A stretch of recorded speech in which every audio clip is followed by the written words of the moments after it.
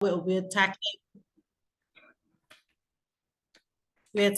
NCDs through a variety of means. So we have some breast cancer, a breast cancer organization, an organization that deals with sort of disabilities.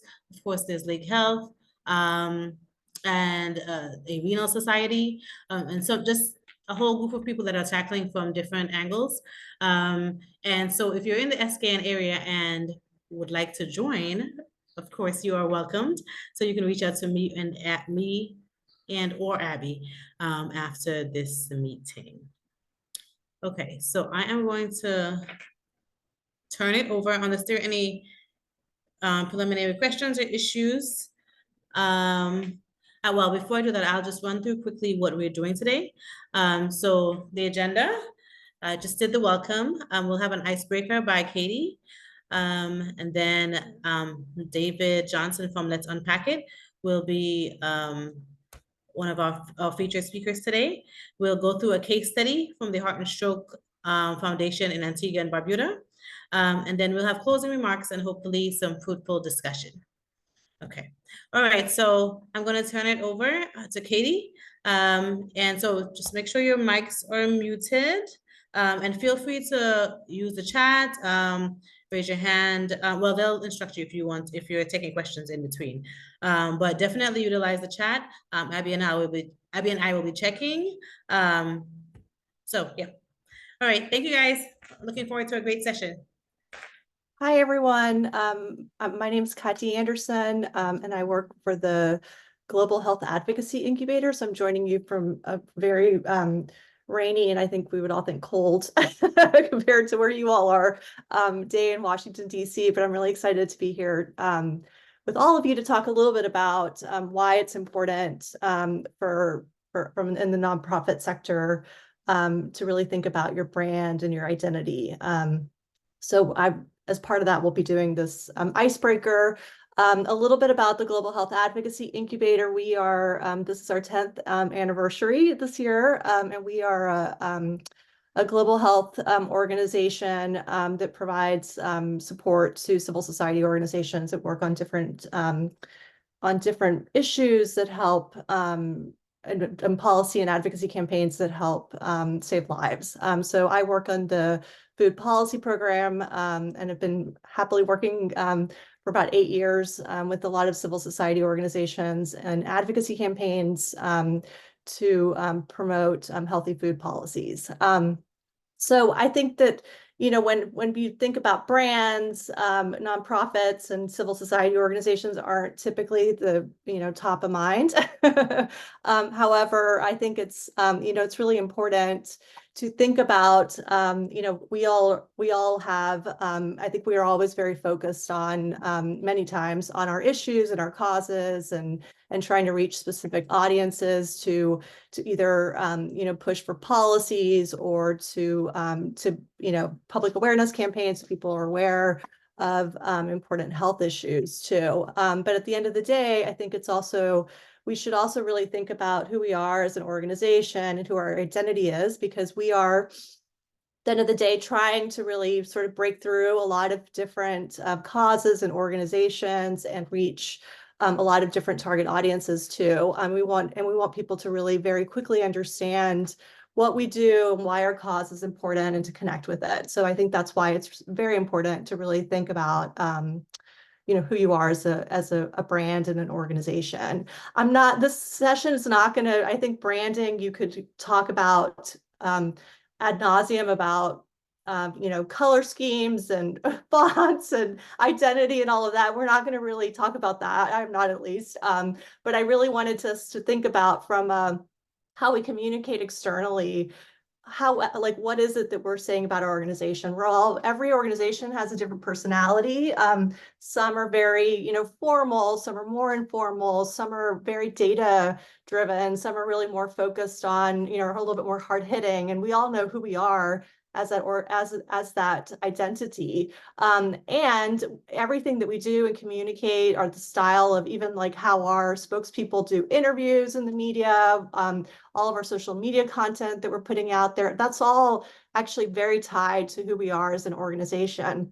Some of us have, have had invested in, hiring people who help us identify our brand and have like a very thought through logo and brand guidelines and the whole thing. Some of us don't. Some of us have really just sort of, we're creating that identity as we go along too, and that's fine as well. But I think that, it's just the idea of like everything that you communicate in your messages are part of that identity.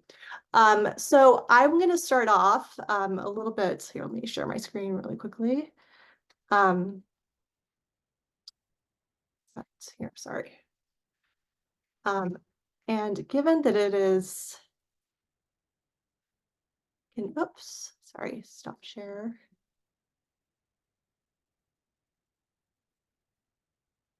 Okay, can everybody see my presentation?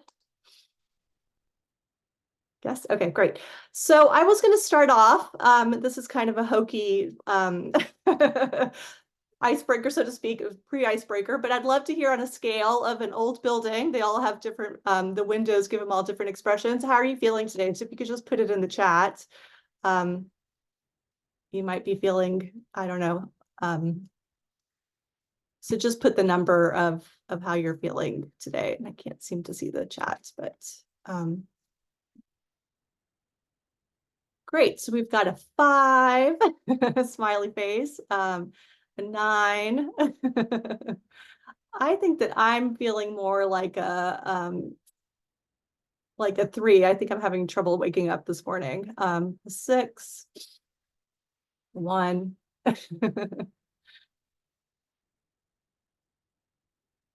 Great. Well, thank you all. I saw this on Instagram earlier this week and thought it was kind of a fun starting point. But I did, for all of those of you who took the time to listen to my pre-video, one of the things I was talking about is when you think about some very well-known organizations that have a very strong and established brand. These are some of the organizations that I had mentioned in the video. One is Greenpeace. When you think about these brands, I took some images from their websites of just images that I thought really were emblematic of who they are as organizations. If you notice, too, you can see that not only are these images sort of emblematic of the work that they do, but they also incorporate their brand. You have Greenpeace in the background with the green colors. You have somebody sort of, you can tell immediately what this organization stands for and what they do. Another one that I pulled as well is Amnesty International. This was an image that they had on their website. They used the colors of their of the organization, the yellow. And they also, they're in front of the US Congress advocating for things too. So this is just an example of how they present themselves externally and who they are. And it's very quick and easy to see who this organization is too. And then the third one that I pulled is UNICEF. And I think that you can very quickly see from this image who they are as an organization. They're international. They provide aid. You have also, obviously the logo's incorporated in the blue, but just very quickly you're able to easily identify who they are as an organization. So we're going to go through the group icebreaker, and I have a little for all of you who took the time to send in a photo. I wanted to thank you so much. What I've done is I've put them into the presentation. So we're going to go around. And so when I put up the image that you shared, I'm going to ask you to just do a very quick introduction of who you are as an organization and why your cause is important. And as a bonus, if you want to talk about why you picked that image, let me know. It's interesting. When I've done this exercise a couple of times, and you always get a variety of images. A lot of people send their logo, which I think is like makes sense because this is, there's a lot of thought put into the logo and how that connects with your identity too. So that's perfectly fine. And then other people send images as well. One of the things that I have a surprise for those of you that did not have the time to send an image. What I did on my own is I went through and looked at the registrations, and I handpicked a couple of organizations and went through your website and your social media channels and picked an image that I thought might connect with based on what I saw with who you are. So hopefully I picked all the people that have joined us today, but if not, we'll just keep going until we get to that. So any questions or anything before I get started? Okay, so I'm going to start. I thought I'd tee us off. And what I did, this is an image that I picked that I think is emblematic of the work that we do at the Global Health Advocacy Incubator. As I mentioned, we are a global health organization, and we work very hand in hand with civil society organizations in advocacy campaigns. And I picked this picture because I felt like it's I felt like it's a good Alessandra, don't worry about it. That's no problem at all that you weren't able to send something in. I picked this picture because I really I feel like we are able to sort of bring together or bring to our partners kind of some global lessons learned and connect partners with one another in the development of these advocacy strategies. So that's one piece of the puzzle. But we also learned a lot from our partners and feel very strongly that all advocacy campaigns should be locally led and driven. So I thought that it was kind of, I wanted to communicate that through the two, it's working together, that they're the two pieces of the puzzle and that sort of coexistence and collectively developing a strategy. So that is my photo. And one of the things that sets the Global Health Advocacy Incubator apart is we think that we have a very unique approach to developing advocacy campaigns as well. And so I thought this communicated that. All right, so is everybody ready? We're going to start off with this first one, the youth engagement and self-development. So I think Jasmine, are you on the call? Yes, I'm here. I'm Great. just surprised So that I'm going to give you a first. couple of minutes and just tell us a little bit about who is your organization, what sets you apart, and why if you wanted to talk a little bit about why you picked this image. Okay, youth engaging in self-development was developed out of a need. We in the Caribbean, we have several youth agencies that are doing things for young people, but the funding is not readily available because, of course, in the US, businesses are given incentives because they donate, and so you'll find that it's easier to get donations and grants from companies in the US than in the Caribbean because there isn't any government incentive for business to give back. So they basically would say, well, no, we do not have funds or whatever. So we started this organization to raise funds. So it's more like a foundation that is designed to raise funds for, right now we have specifically five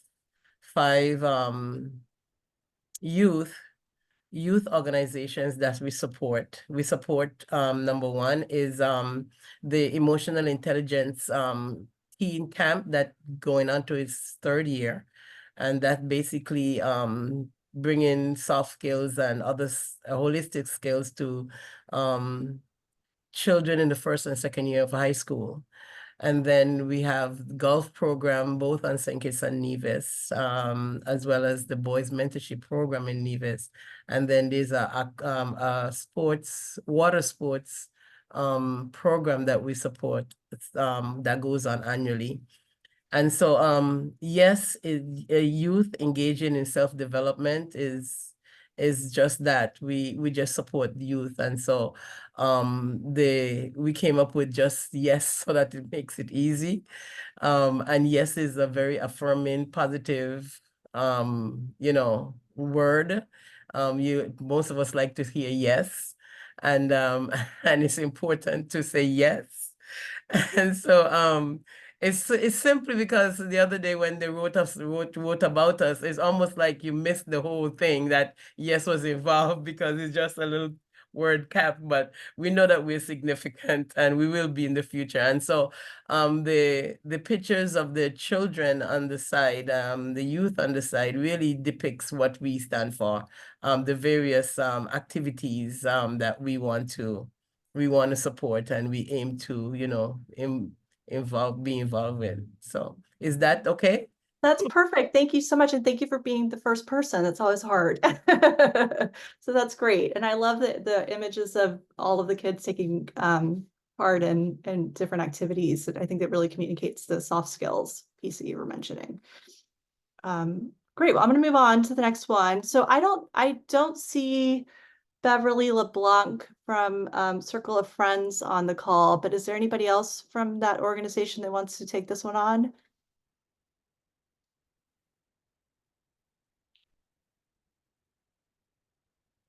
Okay, well, we'll move on then to the next one. So the next group is the Civil Society Bahamas, Marilyn. And Marilyn, I did update this with the latest image that you sent. So I will let you take it on from here. So just really quickly, who you are as an organization, why your cause is so important, and if you want to talk a little bit about the image that you picked. Thank you very much, Danielle. As you indicated, I represent Civil Society Bahamas. And who are we? We are one for all and all for one, hence the motto of Civil Society Bahamas, which is Vox Populi, meaning the voice of the people.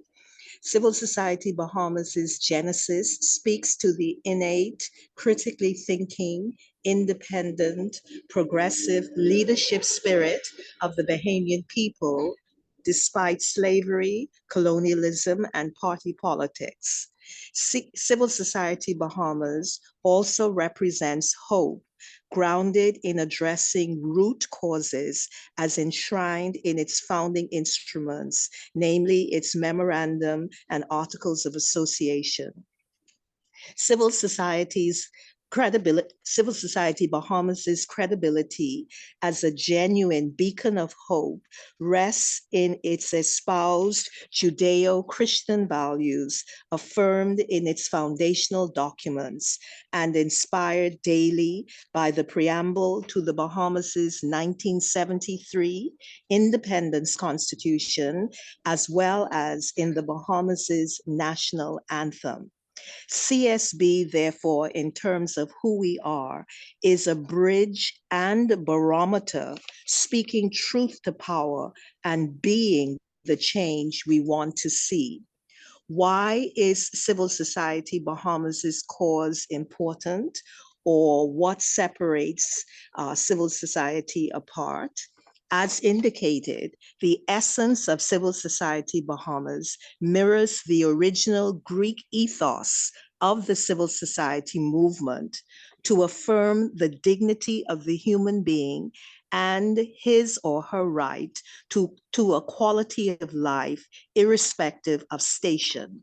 Civil Society Bahamas is therefore an honest broker in national and external dealings with and a standard setter to all of society's actors, especially the vulnerable, such that they are both participants and beneficiaries of the society's bounties and blessings.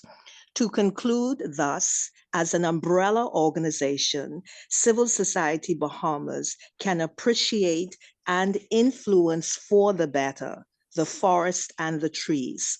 Therefore, we walk the talk with results personally, nationally, and globally. Thank you.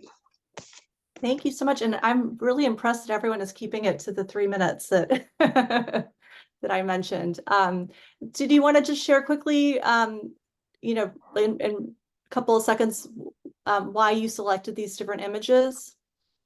Certainly.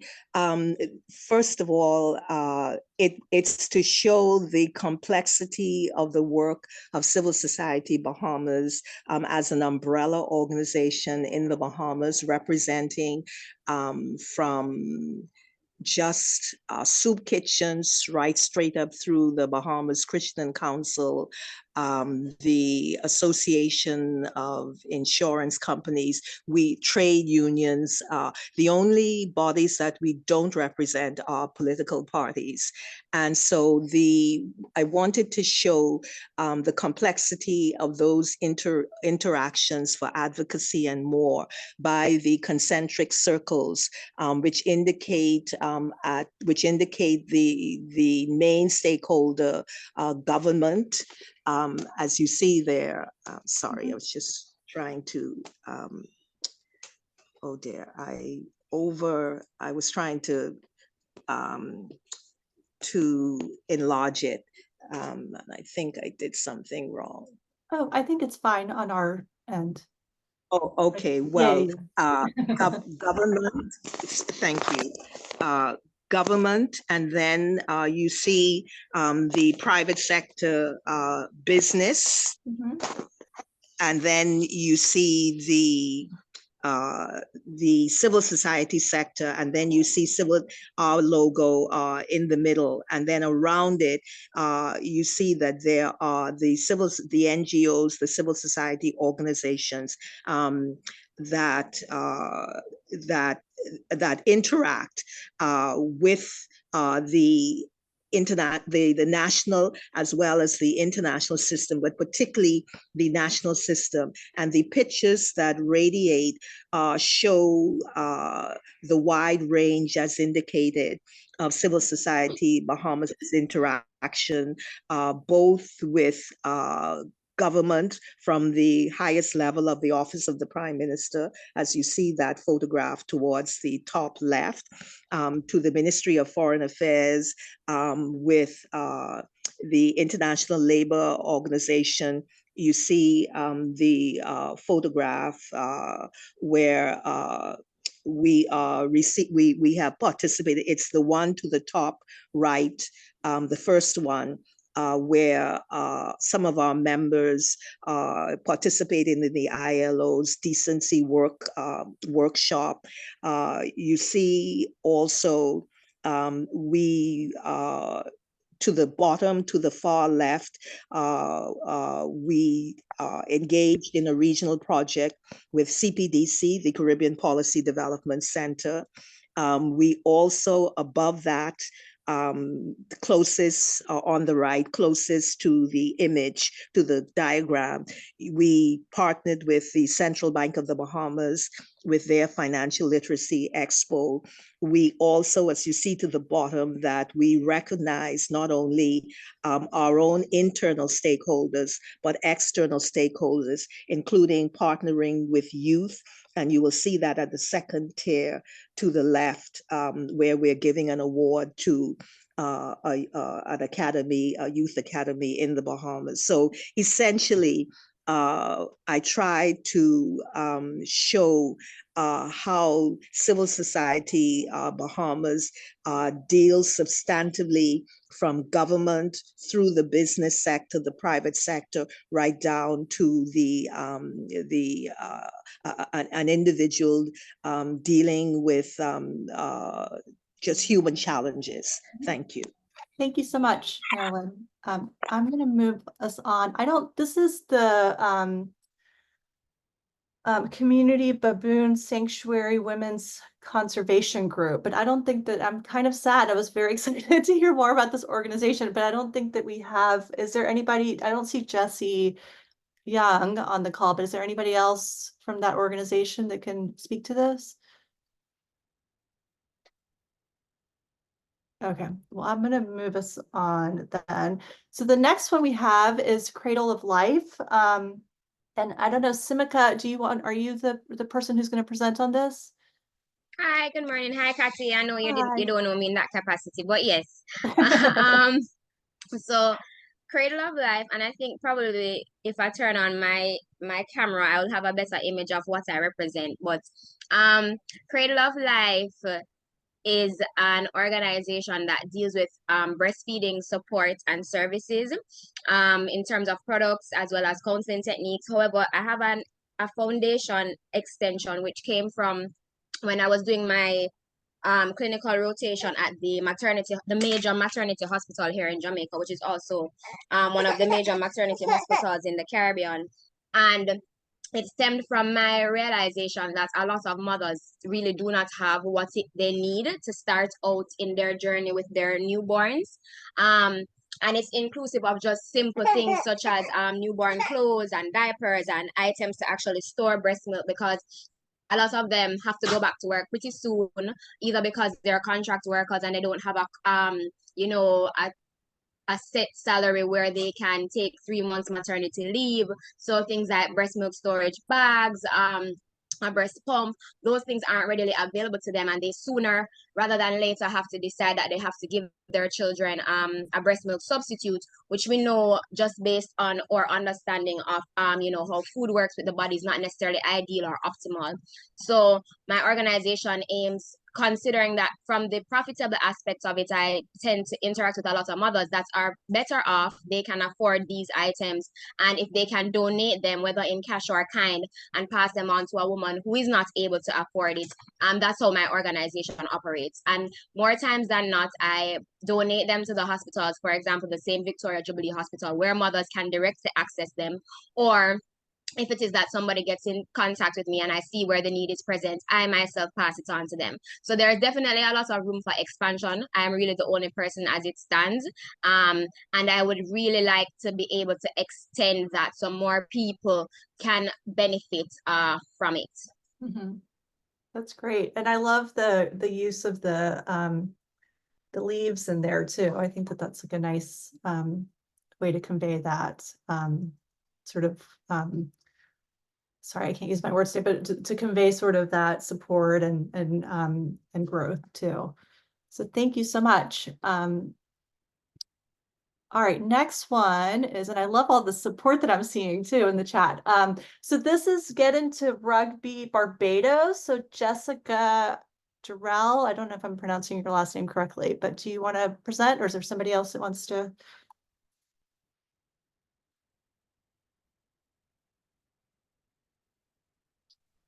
Hi. Hi. I'm actually here on behalf of Jessica. My name is Emily. Yeah, so GIR, just as we see it here, is the rugby grassroots program in Barbados. It's a global program actually, but we have our branch here in Barbados, and we just work on getting the youth into rugby. Touch rugby specifically. So it's from ages 5 to 18. And we go into different schools and we teach them about rugby, and we just get them involved and we keep them active. We're important because we provide a developmental and welcoming community for persons of all ages, again, 5 to 18, sorry. And I think that we're important as well because we really provide a lot of opportunities for kids in terms of like scholarships, travel experience, stuff like that. Rugby is really a team sport, and it helps with like social skills, etc., etc. And it also keeps people, I don't want to say off of the streets, but it keeps people engaged in something that isn't criminal. Mm-hmm. That's it. That's great. And so do you want to talk a little bit about the why either you or Jessica picked this image? Well, I don't know what Jessica's thought process was when choosing this image, but this is the last event that we had. Mm-hmm. We held the Easter camp for a week last week, I think, or a week before. And on Saturday, we had a tag rugby tournament. Sorry, I was reading the message. We had a tag rugby tournament, and we invited all of the youth involved in rugby, tag rugby, touch rugby specifically, to come down and play. So this is an image from that tournament. This is one of our campers/players. He's an under 19 player, and he recently joined. So I don't know if that's why she chose it, but that's the last image that we took. Well, great, and thank you for joining and speaking on behalf of Jessica. Okay, the next one we have is let's unpack it. And I don't know, David, if you're going to present on this or if somebody else is. So I'll let you all jump in Yeah, here. I'll present, but I do want to acknowledge the presence of our Director of Communications, Michaniqua Pierce, who's here with us. Very complex image on the screen, but really and truly it summarizes the work that we do. Yeah, Let's Unpack It is a Caribbean-based mental health organization. We're mobilizing specifically in the area of child and youth mental health. And we're doing that through psychoeducation, through advocacy, through meaningful youth engagement and resource development. And hence the pictures on the slide. You'll be able to see our community outreach events. In the bottom left, you'll see some of our engagement with stakeholders. On the bottom left specifically, all the way to the left, these are some of our mental health focal points who are part of a newly launched initiative in partnership with UNICEF Eastern Caribbean, which is really bringing young people together to develop the very solutions to the challenges that they're facing with mental health. And so I think that leads us perfectly to the unique selling position. What makes us very unique as an organization within the Caribbean is that we're entirely youth-led and we're entirely youth-centered. And to add to that, so that we are specifically focused on mental health. And there's not a lot of that in the Caribbean. In fact, mental health still remains a taboo topic, still very much under-tapped. And as much as we all went through the collective COVID-19 experience, where we all had some kind of mental health impact, we felt that not enough was being done to address specifically the challenges that young people were facing. And so what we do as an organization is to utilize those kind of key tenets that I mentioned before to amplify the message that, one, mental health is important, and that we do need to make interventions. Two, to kind of buttress that kind of like collective responsibility that, well, yes, we do have a focus on children and youth, that there is a role for everyone to play in addressing this matter. And so it's not a government only kind of approach. We want a whole of society approach. We very much recognize that we can do all in the world to build awareness within schools. We can do all we can to build awareness in community centers. But if our children are going back to households and to communities which do not have the language to speak about mental health or don't have the resources available, then we're doing our children a disservice. And so that's pretty much a bit about us. I do want to stress as well our motto, which is to listen, to unite, and inspire. And that underpins the entirety of our work, the idea of listening with empathy, listening with the idea of understanding. And that is showcased by the fact that we're serving youth, but we're having youth at the table and actually leading, uniting the entire society, the entire region around this issue, to treat to it as a regional issue, not just an isolated problem in Barbados or Jamaica or somewhere else, but that we can develop those solutions comprehensively. And then finally, to inspire that concept of, many hands making light work. We're all putting our hand to the plow and kind of developing those solutions, because really and truly, no one's coming to save us. No one is coming to do the work for us. So yeah, that's Let's Unpack It in a nutshell. It's great. Thank you. I love the use of "you're not alone" and those signs as well. And I know we're going to hear a lot more about your organization, so I'm going to move on to the next one. Thanks for that. All right, so next up we have Anthony Mills. I think you're on, if you want to talk about SKNADP. Hi, good morning. Good morning. What the SKNAPD is an association of persons with disabilities. We are a cross-disability association dedicated to ensuring people with disabilities' rights are protected in St. Kitts and Nevis. We also provide services to people with disabilities, like we provide a bus service to ensure people with disabilities can get back and forth to, like, not only doctor's appointments, but if you just need to go to the grocery or something like that, we provide a bus service thing, and we lobby the government to ensure that we can get legislative change, and we are in the process of working with government to revise our building codes to ensure accessibility. And so those are some of the stuff that we do.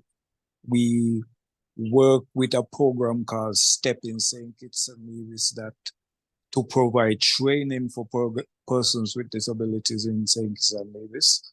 And as part of that program, we provide counseling for some people with disabilities. Well, not ourselves, but we put them in touch with people who can provide counseling for them. And then we have, well, it's not active now, but we have a peer-to-peer support program that we try to help, especially persons who are newly disabled, to bridge that gap, because we know how distressing it can be sometimes, and sometimes some people might get a physical disability, and if there's no one there for them, then that could also lead to mental issues in coping with the sudden loss of limbs or something like that. Yeah, so we try as best as we can to help in that regard. So our mission is to improve the lives of persons with disabilities through education, advocacy, peer support, and service. And we try to work across those four things. You know, we try to find where we can to help people with disabilities to get education. If we have to recommend them to places like the AVEC in St. Kitts so they can learn skills. We have a training program at the McNair Community Center where we can teach different skills, and we bring in different teachers. And then we join with other organizations where we can to lobby government to see how we can bring about change in the federation. Because we know that we can't do it alone. So and then we are also a part of larger regional organizations in the Caribbean that is lobbying for changes throughout the Caribbean. So like DPI, North America and the Caribbean, we are a member of that organization for quite a while now. So that is not only a regional organization, but it's part of a greater global organization that lobby as high up as the United Nations, and was also instrumental in getting the Convention on the Rights of Persons with Disabilities to be written and approved at the UN level. So we not only function here in St. Kitts and Nevis, but we are part of greater regional and international organizations to help persons with disabilities. That's SKNAPD in a nutshell. Great. And I'd love to hear a little bit. I was really intrigued by your the logo with the hand underneath. I'd love to hear a little bit more about, I don't know if you were involved in the design of it, but just a little bit more about how that's emblematic of your organization. Well, I actually designed the logo myself. Oh, great. Okay, perfect. Is the hand underneath is like a support. It's like that peer support. So that we figure that our organization must be there to support people with disabilities, because in our country there's still that stigma where disabilities is concerned, and there's still people who feel that persons with disabilities has nothing to offer. Mm-hmm. So, and it affects some people with disabilities. So we got our organization being an umbrella organization for people with multiple disabilities, different types of disabilities. Organizations like ours has to be like real supportive across the board. So that's kind of where the hand supporting the chair comes in, is to signify the support, peer support. That's great. Well, thank you. Well, I'm going to go through now. It's the time of the ones that I pulled randomly. So I think there's only one person that's on, but I want to just make sure I didn't miss anybody. So the next one, and these are, this next organization is the Autism Society of Trinidad and Tobago. Do we have anybody representing that organization on here? Okay, well, I just pulled this image from their website. I thought it was kind of an interesting one as well. And then we have the next one is the Barbados Council for the Disabled. I don't know, I don't see Rosanna on, but is there anybody else that wants to speak about this one? Okay, I thought I pulled this one because I thought it was interesting.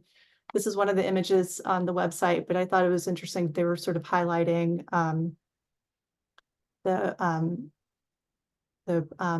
you know, the misuse of handicap. I'm assuming handicap parking spots.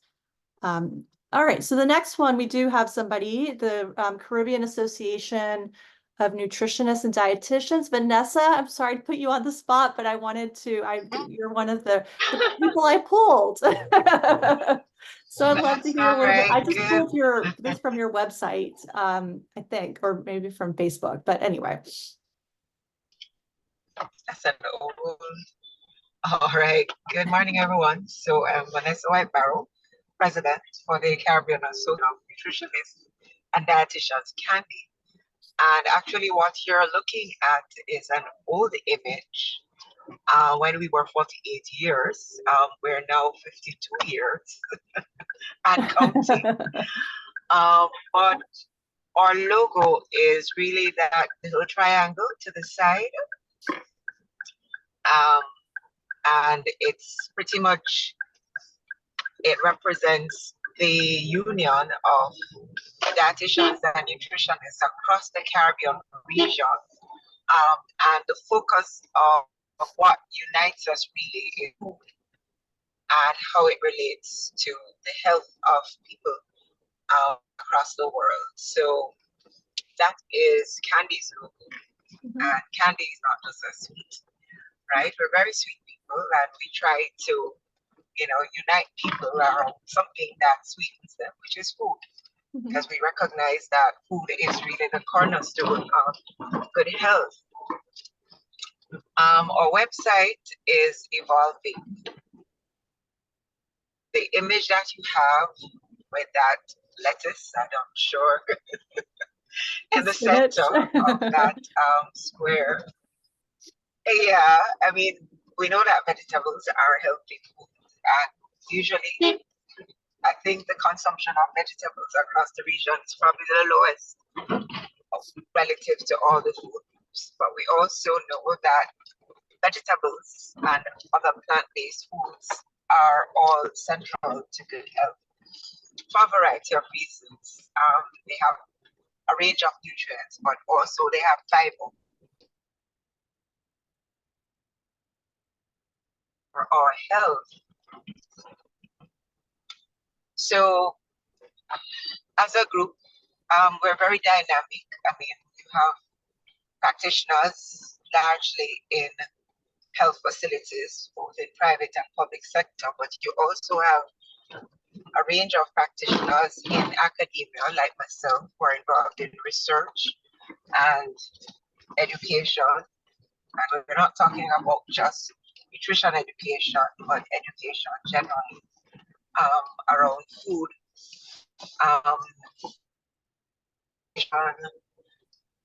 and all that goes with that, the application in terms of services and all that with that, and of course application in terms of managing our health, and all that goes with that. So pretty much you find nutritionists and dietitians in a variety of spaces doing different things.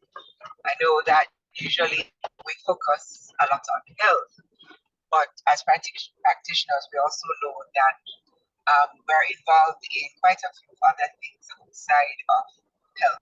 I mean, in terms of those of us, especially in academia and in the private sector, issues like policy development, with respect also guiding decision makers in terms of developing programs to address different types of nutrition-related issues that arise. Persons are also involved in standards development, in terms of quality assurance in the food technology industry. Several nutritionists especially are moving into that field because they recognize that our food is really changing on a rapid scale because of not just climate change as one of the drivers, but also the tastes and the need for convenience and low cost foods is also driving the changes in the types of foods that are available, and that is happening so quickly globally. So, you find that several nutritionists are also taking an interest in those fields. So it's really a lot more than just health. So what Candy's trying to do and has been trying to do is pretty much to the evolution in terms of identity as a group to ensure that, as times change around foods, our professionals, they remain competent. And so it is about empowering in nutrition and dietetics to ensure that they meet the changing needs of the population with respect to food over time. And so you find that our identity as a group, it is evolving. And pretty much I joined this meeting because I really want to be more about, developing brand identity. Because as a group, as we continue to evolve and, some persons want to hold on to the new and then persons join us in a new direction, we have to have a unifying nexus that allows us to understand who we are as we move forward, hence our involvement in this. Well, thank you, Vanessa. I really appreciate, I know I kind of put you on the spot. So I appreciate you jumping in. And this is, I think, is a great segue to our next session. I'm going to stop sharing my screen really quickly. This is the first time I've done this virtually, but I think it's a great way to start off a workshop, because not only does it help you sort of self-reflect on who you are as an organization and your identity, but I think it also is a really great to just see all of the great work that's in a room or in a Zoom room and how we're, at what all of the different things that people are doing as well. So I think it's like a nice intro too. So I actually, I want to open it up in case anybody has any questions, but really the focus of this was to really get an icebreaker to get you all thinking about brand identity. And then after, I believe the two speakers after me will be talking more in depth about what that means and how do you develop that. But I see a question from Alessandra. Yes, good morning. Good morning. Hey, hi. Just quickly, if I wanted to know if I could just introduce my NGO. Just take 2 minutes. Yes, just so sure that sorry, I just had to register this morning. No worries at all. That's great. I can also share and try and share this. It's a file I'm adding now into the chat. Hopefully you can see it as the logo. So okay, you can all see it. I hope so. You know what? I'm gonna share my screen so you can all see it. How about that? Okay, thank you. So, thank you. I appreciate you doing this last minute. Okay, I'll make it bigger. Okay. The background is, it's not okay. It's supposed to be a white background, but that's the PNG file. I just quickly brought it up. So I'm the director of Blue Conscience. Blue Conscience is a newly registered NGO here in St. Kitts and Nevis. We do marine conservation, science, and education, as you can see from the logo itself. And I founded Blue Conscience to with the objective of bridging many gaps between current local marine policies and actual effective, sustainable marine habitat management. So at the moment, we are engaging with all stakeholders on islands who have an interest in marine conservation to bring, basically, and the establishment of marine protected areas, for example.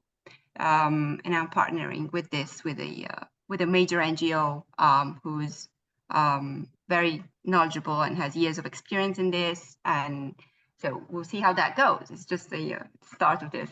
But we're also planning on working in schools, sea camps, to really create future ocean stewards, as well as, for example, launching awareness campaigns on one that's I'm actually working on is on sustainable seafood choices and sustainable fishing practices. So this is what's currently on the horizon, but I'm also, as we just started, I'm also looking for external collaborations with other Caribbean NGOs, local NGOs. So it's a call out really for collaborations, and ultimately we just need the seed money to kickstart our work. So thank you for this opportunity today given. I find it really, really, really useful. So I hope to learn a lot from today's session. Thank you. No, thank you for jumping in. So Marilyn, did you have a question? Yes, Danielle, thank you very kindly. Before I pose my question, I'd just like to say that the president of Civil Society Bahamas is also on the webinar. I don't see him in the participants, but he indicated to me that he is here. So I wanted to acknowledge him. And my question is, what has struck me as I listened to colleagues present their organizations, that they are all dealing with extremely significant topical urgent issues, from nutrition, mental health, disability, sports for youth development, and just now the blue economy and sustainability. So I was wondering if there is any possibility, or to consider, should I say, to consider obtaining the contacts of all the colleagues and then seeing how we can together or jointly execute a project that would either build on the strengths of the particular organization or add to the capacity of another organization, given that one of them is focusing on a particular need and has developed experience and presumably best practice. Even if it's virtual, for example, even if, say, the disability organizations in each of our territories, excuse me, could meet on Zoom, and the one that presented here, SKNAPD, I think, could sort of just share what have been some of the benefits or best practices that they have achieved. I am conscious that some of us said that we're part of regional, excuse me, regional associations already. But I still think that given the fact that CSOs, NGOs usually are working, in very trying circumstances, stretched, etc., it would be good to, get mutual reinforcement, and even if it's just one little thing that we can gain from a colleague NGO in an area where they have particularly focused on that particular need would be helpful. Thank you. Kathy, if you don't mind, I'll step in here. Good morning, everyone. Danielle Walwyn, Advocacy Officer at the Healthy Caribbean Coalition. Marilyn, you took the words right out of my mouth. I was going to come in and suggest the very same thing. I've been kind of awestruck at the fantastic work that everyone's doing and thinking that I don't think we've had a space like this before where we've had such a diverse group of civil society organizations. So please, please, as a start, I would encourage everybody to introduce themselves in the chat, include your email, your social media, and we can take it from there. I'm really glad to hear, Marilyn, that you're interested in, and I think all of us can echo that, doing some more collaborative work together.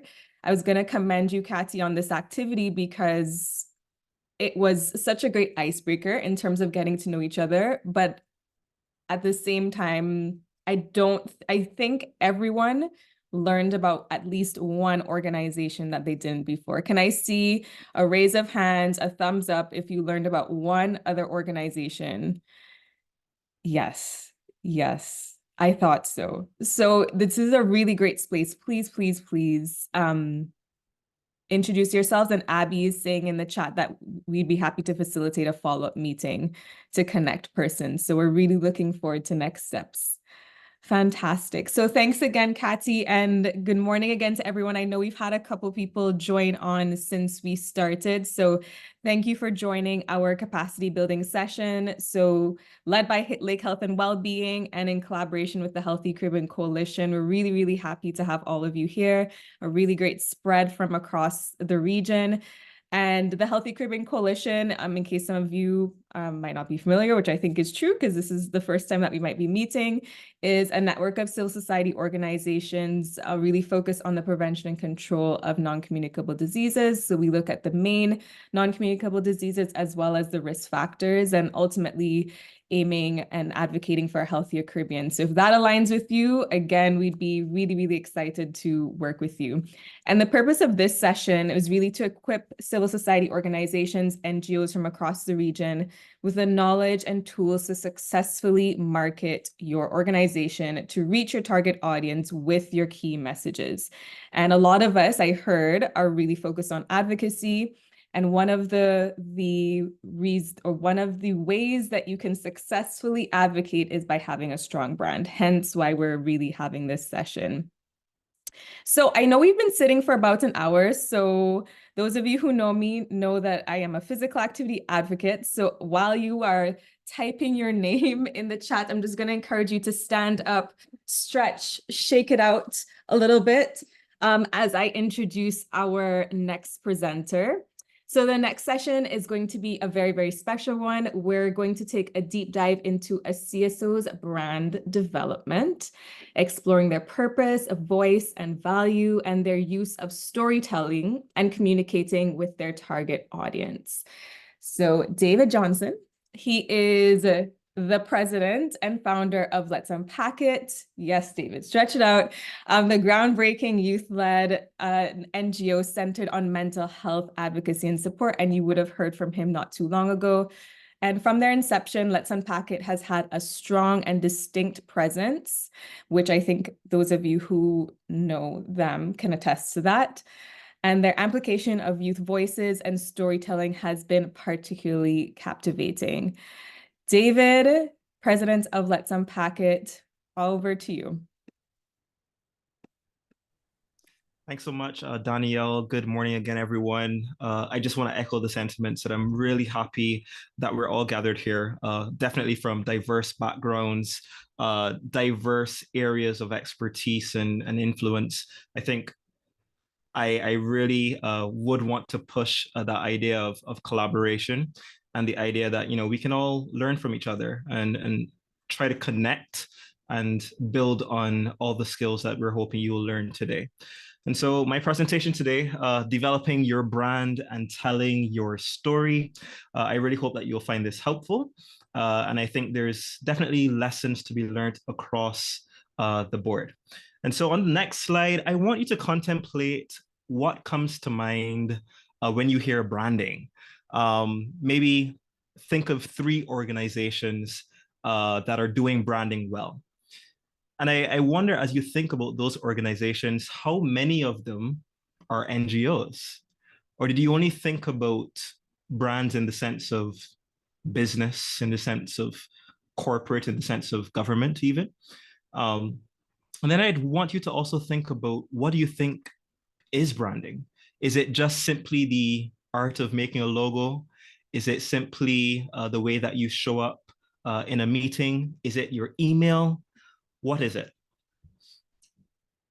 And so I'll reveal to you a definition that I have here. A brand is the identity and story of a company that makes it stand out from competitors that sell similar products or services. The goal of branding is to earn space in the minds of the target audience and become their preferred option for doing business. It's very easy to skip through that definition and not really pull out some of the main components that help us to have a better understanding. So on the next slide, I've done a bit of highlighting so that we can kind of put things in perspective, yeah? In terms of identity, I think we've talked a lot about that. We heard that coming through in some of your presentations earlier, the idea of who we are. And that in itself is very loaded. Who we are in terms of what our mission is, in terms of what our story is, who we are in terms of the way that we communicate, the tone, our voice, our image, the way that we show up. Is all form or all part of that identity of your organization. And I think in the case of the smaller organizations amongst us, you will find that the identity of the organization is quite linked to the individual that started the organization. It's not uncommon for the voice, for instance, of an organization to be quite similar to the person who has founded the organization, be it that you find yourself being a bit more authoritative and professional in the way that you communicate versus someone else who may be a bit more down to earth or a bit more friendly. That's quite common. In terms of the story, of course, that must encapsulate your mission, your values, your vision. And we'll talk a lot about this in the coming slides. But I also wanted to share that, when we think of branding, we often think of it in the sense of business. Someone is selling a product. And I think sometimes for CSOs, NGOs, it can be difficult to kind of grasp this concept because we're not necessarily selling a product. But the way that you can stand out, we can still use the terminology in terms of unique selling point and value proposition. What makes your brand, what makes your organization unique? Is it that it's youth-led? Is it that you have lived experience with the particular challenge that you're speaking on? Is it that you have a relative or a family member who has lived with this experience? And so that is your unique point, the fact that you have the experience, you have that kind of face-to-face, intimate relation to the topic. And then, of course, what value do you bring? Yeah, and I think these are important questions to ask ourselves, whether we're at the beginning of our journey or whether we're years down the line in terms of the formation of our organization. But then perhaps the last bit that's really important in this definition is this idea of earning space in the minds of the target audience. And I think this is really, really important for CSOs, because I believe that the real reason that we're doing what we're doing is because we want to influence some change and propel others to take some form of action. So we're going to delve into these bits throughout the presentation, but I did want to highlight for you that I'm not going to spend all the time teaching you all the steps, all the terminology. I don't think that would necessarily be helpful. But what I want to show you is how can you maximize your potential? And so on the next slide, you'll see the objectives for this session. I really want us all to challenge our current beliefs about branding and storytelling. I want us to explore the tools and strategies we can all use to develop our NGO's brand and craft compelling narratives. And then finally, to build our collective confidence to apply these strategies. So having had that definition of branding, let's dive in now to the beliefs that some of us have about branding and how they can be at times limiting, particularly as it relates to the CSO context. So next slide, check your beliefs. Yeah, so what are the limiting beliefs that you have about branding? What is it that you think about branding that stops you from wanting to either invest in it more in terms of as well wanting to actually take it very seriously? And on the next slide, I've created about 5 that we hear all the time. Yeah.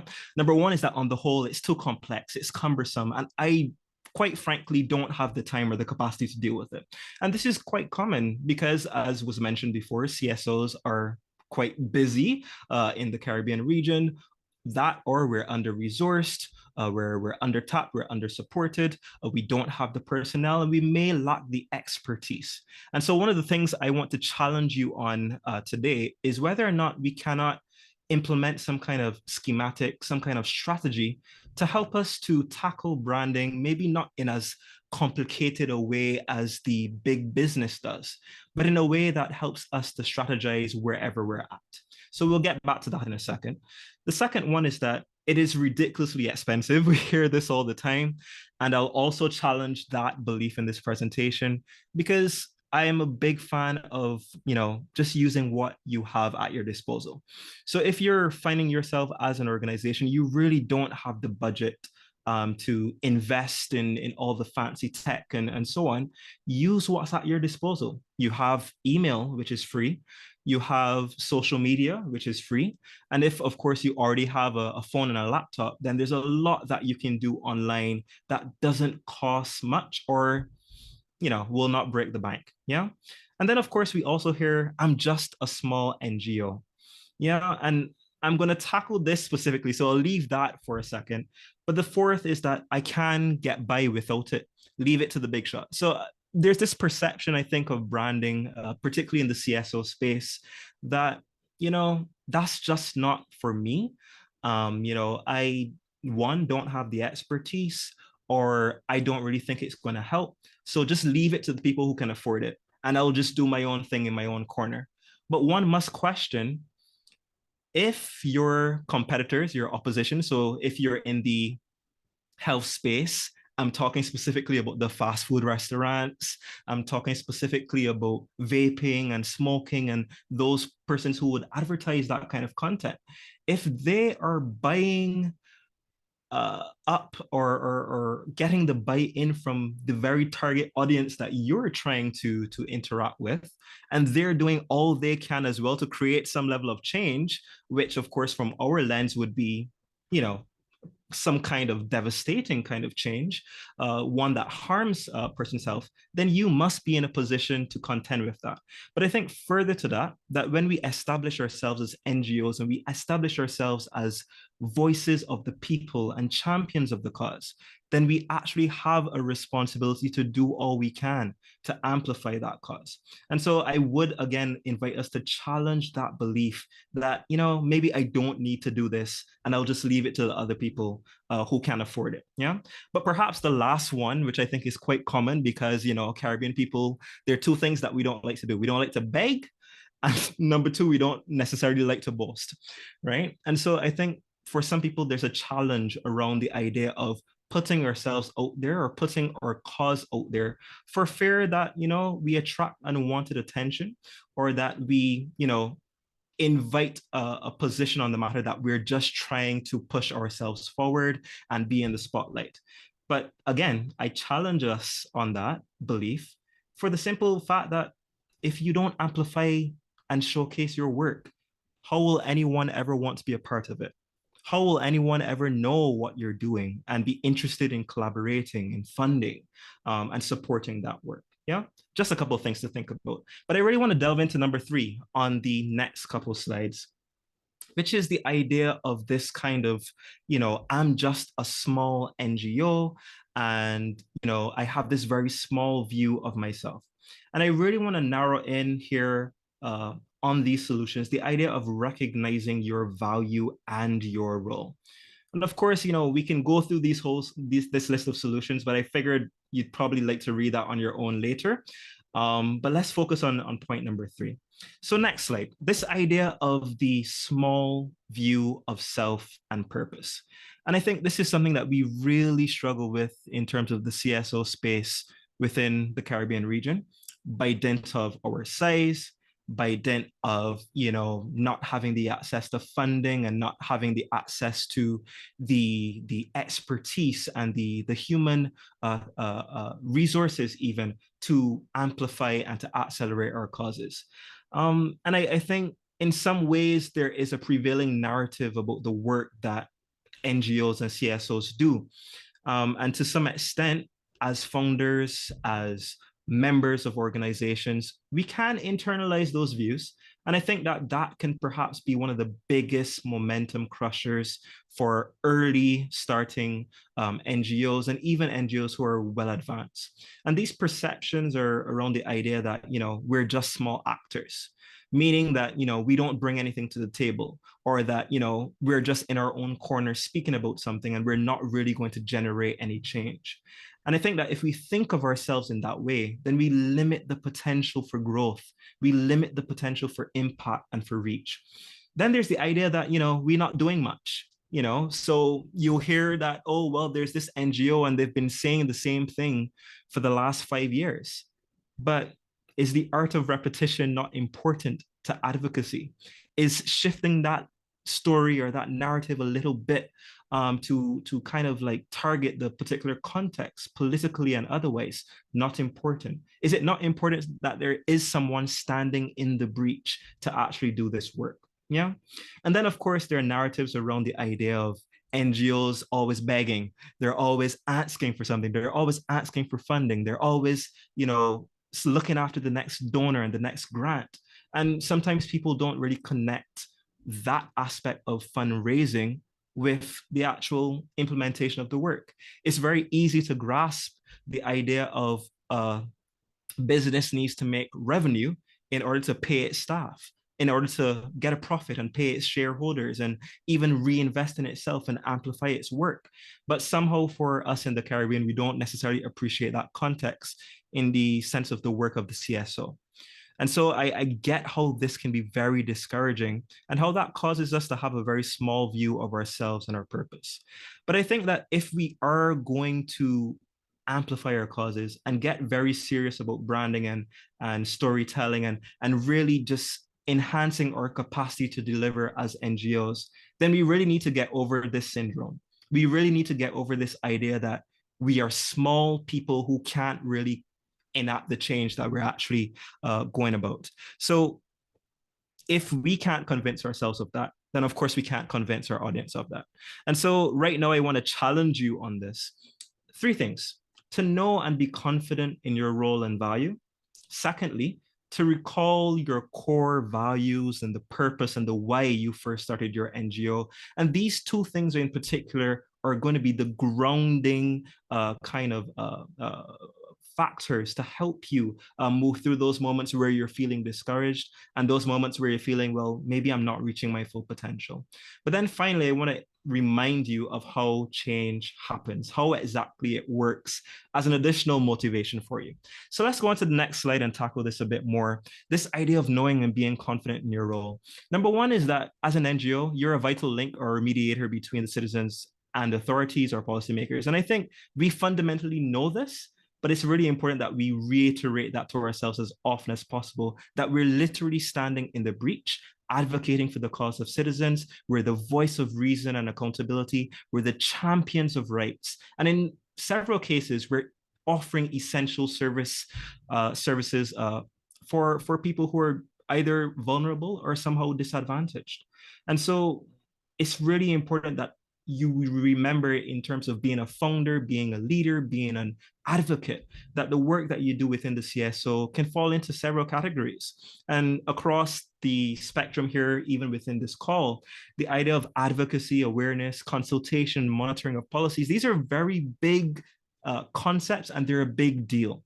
So I want to encourage you to know and be confident in your role. If you're not there, then it's really going to impact your journey in terms of branding and in terms of storytelling.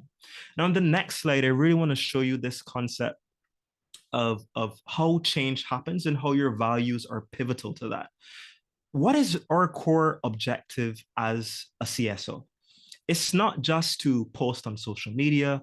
It's not just to, talk at a panel discussion or rub shoulders with politicians. The real objective we have as CSOs is really ultimately to communicate our values, to strike a chord of similarity and collective responsibility with our audience, and really get them moving towards some form of action, which may include some change in their behavior. And I think it's really important for us to contemplate the stages of change or this cycle of change that is shown on the right-hand side of the slide.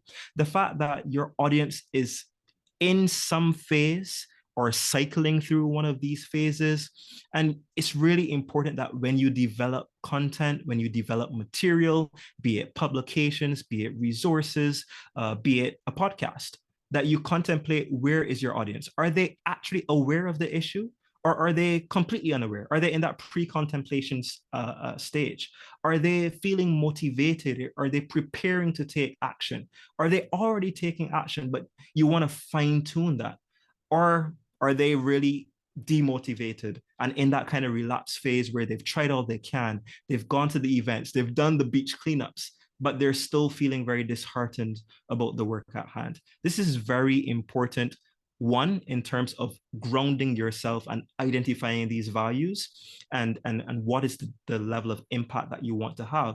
But secondly, in terms of reassessing the quality of your message, the quality of the work that you're doing, and contemplating, am I really reaching my target audience? And am I reaching them exactly where they're at? Yeah. Next slide. So I wanted to give you the kind of synopsis of how we've actually applied this to our work at Let's Unpack It. So on the left side of the screen, you'll see our 10 core values. Yes, 10. That's a whole lot because there's a lot going on in the mental health space and we need to hold ourselves accountable. But we found a very neat way to kind of compose or compile all of this information into our motto, which is to listen, to unite, and to inspire. And I spoke about this earlier, the idea that listening really kind of connects to that point of empathy, that point of representation of young people. The fact that I can't show up in the space and declare myself an advocate, but I haven't sat and had conversations with young people and figure out what exactly is going on with them, what exactly are the core problems for them as it relates to mental health, and what exactly are the solutions that they want to see developed. Yeah. And we talked about the concept of uniting as well, that this needs to be a whole of society, multi-stakeholder approach towards the challenges that we're facing. And hopefully by dint of all of this, all the work that we're doing in the psychoeducation, the advocacy, the policy realm, will all connect with people and inspire them to act. And I want to show you that all of this connects to who we are as an organization and the way that we show up in the space. So the very voice that we use, which from our end is a mixture of a professional or authoritative voice, but still friendly. And that comes down, when I talk about voice, it's how we type our emails. It's how we speak in presentations. It's how we connect with persons on an in-person, one-to-one basis, that we want to show up and let them know, hey, we're young people, yes, but we're experts with lived experience. And that's the authoritative side of things. But then on the flip, that we want you to feel welcomed. We want you to feel that when you speak with us, that you feel heard and understood, and that you recognize that we're friendly, we're open to collaboration, and we're open to moving forward the work around mental health and well-being. This also applies to the way that we formulate our social media content.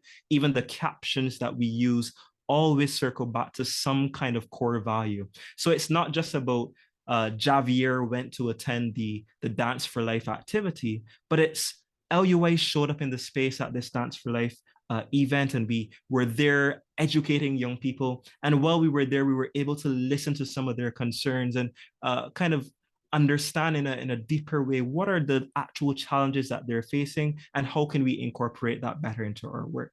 So I put this slide here to help you to realize that you may develop 20, 25 core values. I hope you won't. I hope that you'll limit it a little bit, but that you want that you're not just writing these things on paper, but you're actually integrating them into your work on a daily, that they impact your voice, they impact the quality of your content, they impact your outreach, and very critically, they impact whether or not you say yes or no to an opportunity. I can't tell you how many times we've been messaged for an event and the default is that we want to say yes, because ultimately we want to serve everyone as it comes to mental health and well-being. We want to serve everyone as it comes to meaningful youth engagement. But number one, do we have the capacity to do it? And number two, does it fit squarely within our core values? Will doing this work amplify our cause, detract from our cause, or contribute nothing at all to it?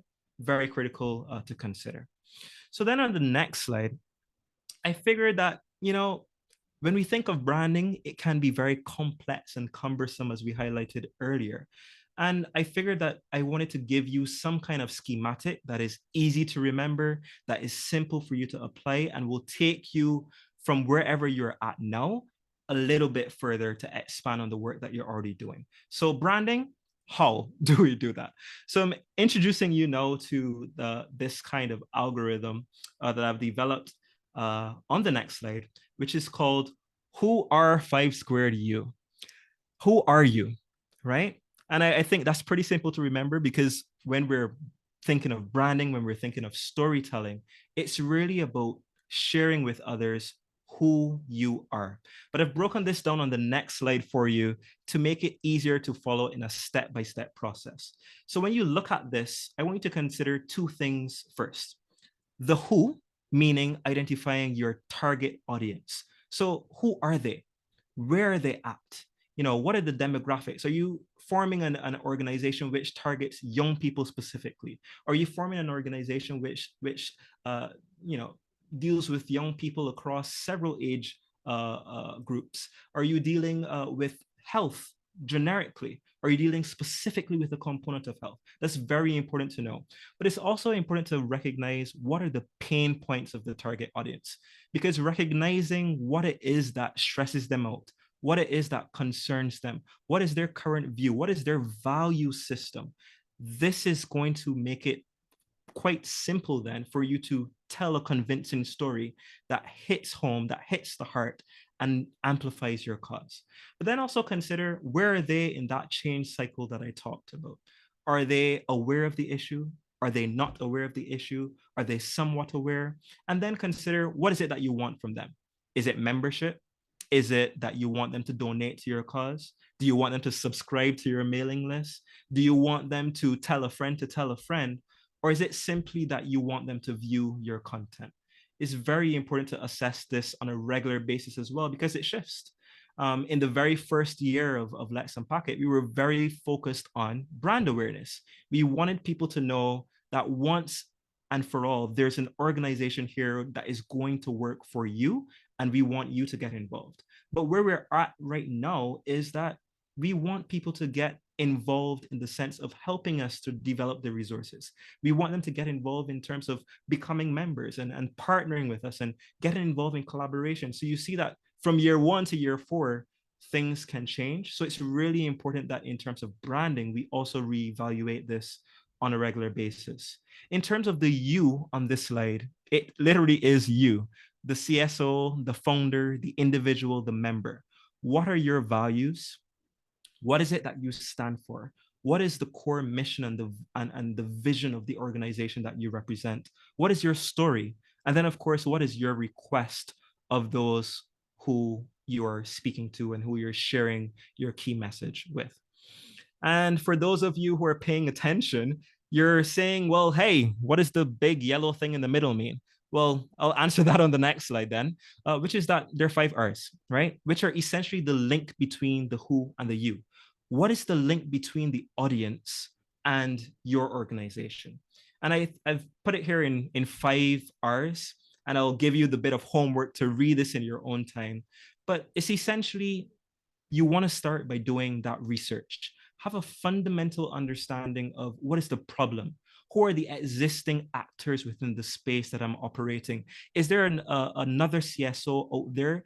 Is it worthy for me to duplicate that effort that they're doing? Is it worthy of me to amplify that effort? Should I instead try to partner with them? Should I instead try to contextualize it a bit better to the St. Kitts and Nevis situation opposed to what they're doing in Jamaica, right? Very important to consider. And then once you've kind of like consolidated that information, you then want to refine it. Refine it into a very clear purpose and vision. Refine it into your values, the solutions that you're actually offering, the unique kind of value proposition that you're offering within your NGO space. And you can then craft that into the comm strategy, which is essentially all the fancy stuff that everyone likes to talk about, the logo, the social media page, the bio, and how it's supposed to look. You can strategize that on your own, but make sure that it's related to the research that you've done. And then building on that, you want to reach out on a constant basis to talk about the issue, talk about the organization itself. You want to post about it, of course. invite members, invite donors, and then of course engage. But none of that makes sense if you're just going to drop it one day and leave it alone. You have to reinforce and do it over and over and over with different audiences. You need to do your A versus B test. Do people like this particular poster? Do they like this poster? Are they more inclined to engage on reels as opposed to just a random poster on my page, right? And so, of course, finally, the thing that really, really links the target audience to your organization is that request. What is the ask? What is the desired impact that you want to have? And how are you going to communicate that to the audience? And that, in essence, is what we're going to talk about in this last section then, which is the idea of storytelling. And first, we ask ourselves, why stories? Well, quite simply, stories on the next slide, if you can follow here, that compelling stories can translate some form of emotion into action, and that small action essentially contributes to the change that we're hoping to create. And so stories are really the easiest way for us to share our purpose, to communicate our values, and then levy a very clear call to action. Compelling narratives in themselves are emotive, they're specific, and they're visual. So they appeal to the senses, they pull on the heartstrings, they inspire that sense of empathy, that connection in the sense of being hopeful that there's actually someone in the space showing up to do the work. And of course, it can inspire that courage as well to take an individual action. And so, of course, as you tailor your stories, it's really important that you target them based on the audience.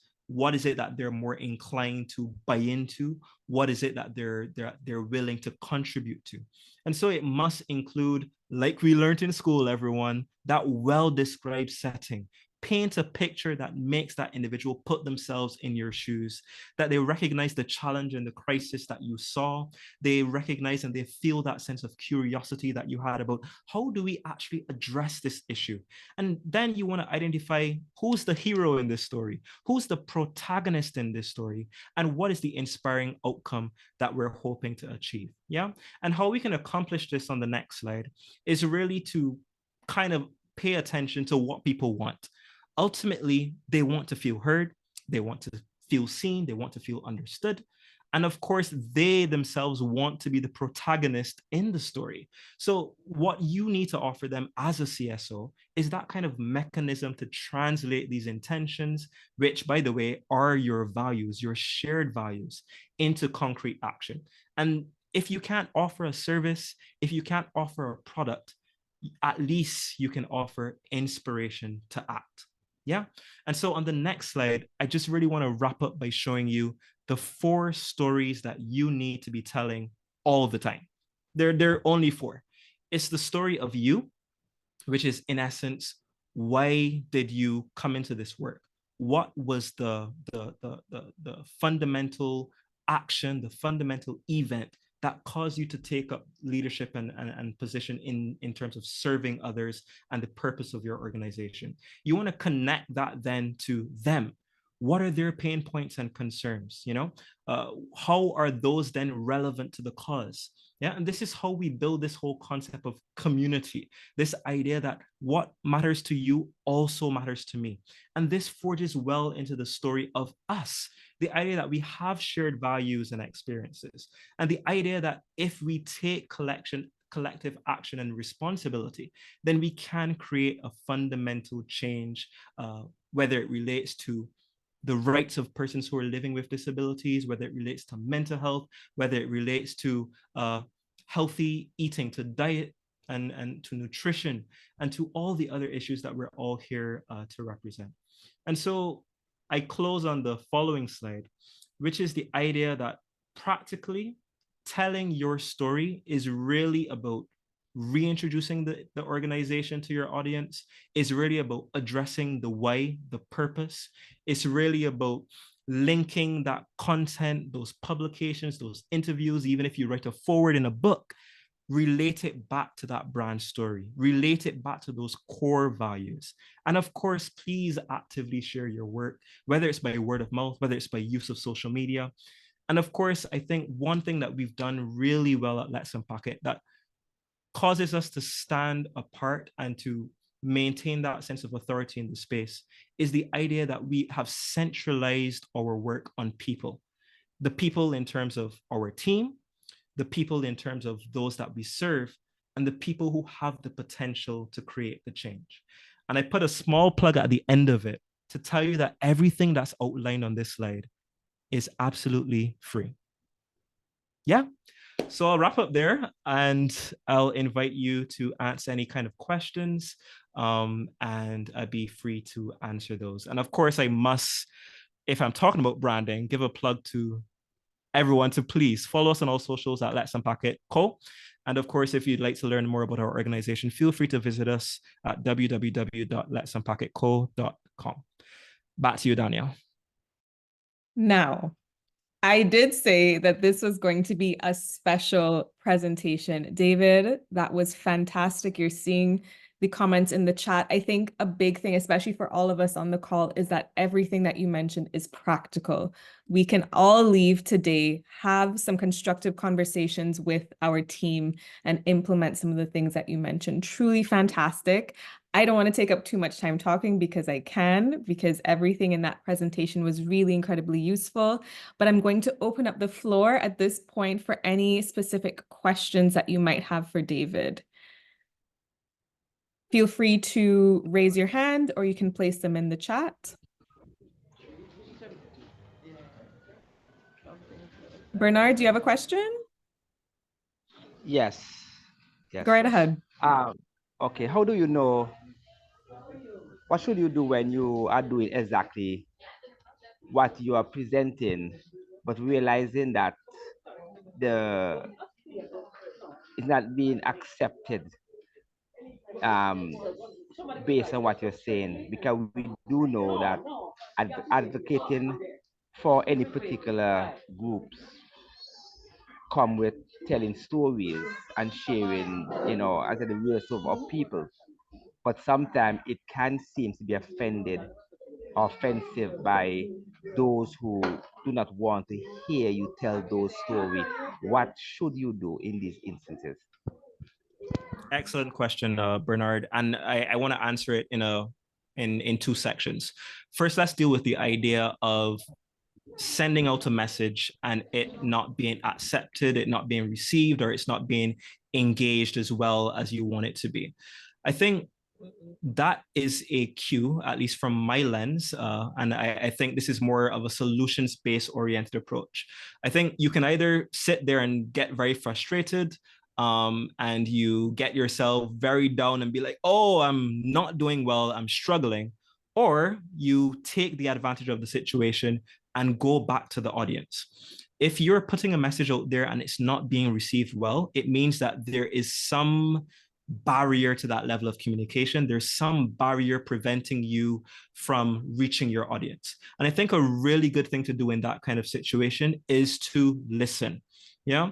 And so there are many tools that we can use for this, whether it be a virtual consultation, whether it be one-on-one consultation, whether it's utilizing an existing resource in terms of maybe there's a partner that you have, and maybe your target audience is within that partner organization, then maybe you can use that avenue rather than, for instance, just throwing at a blank canvas on social media.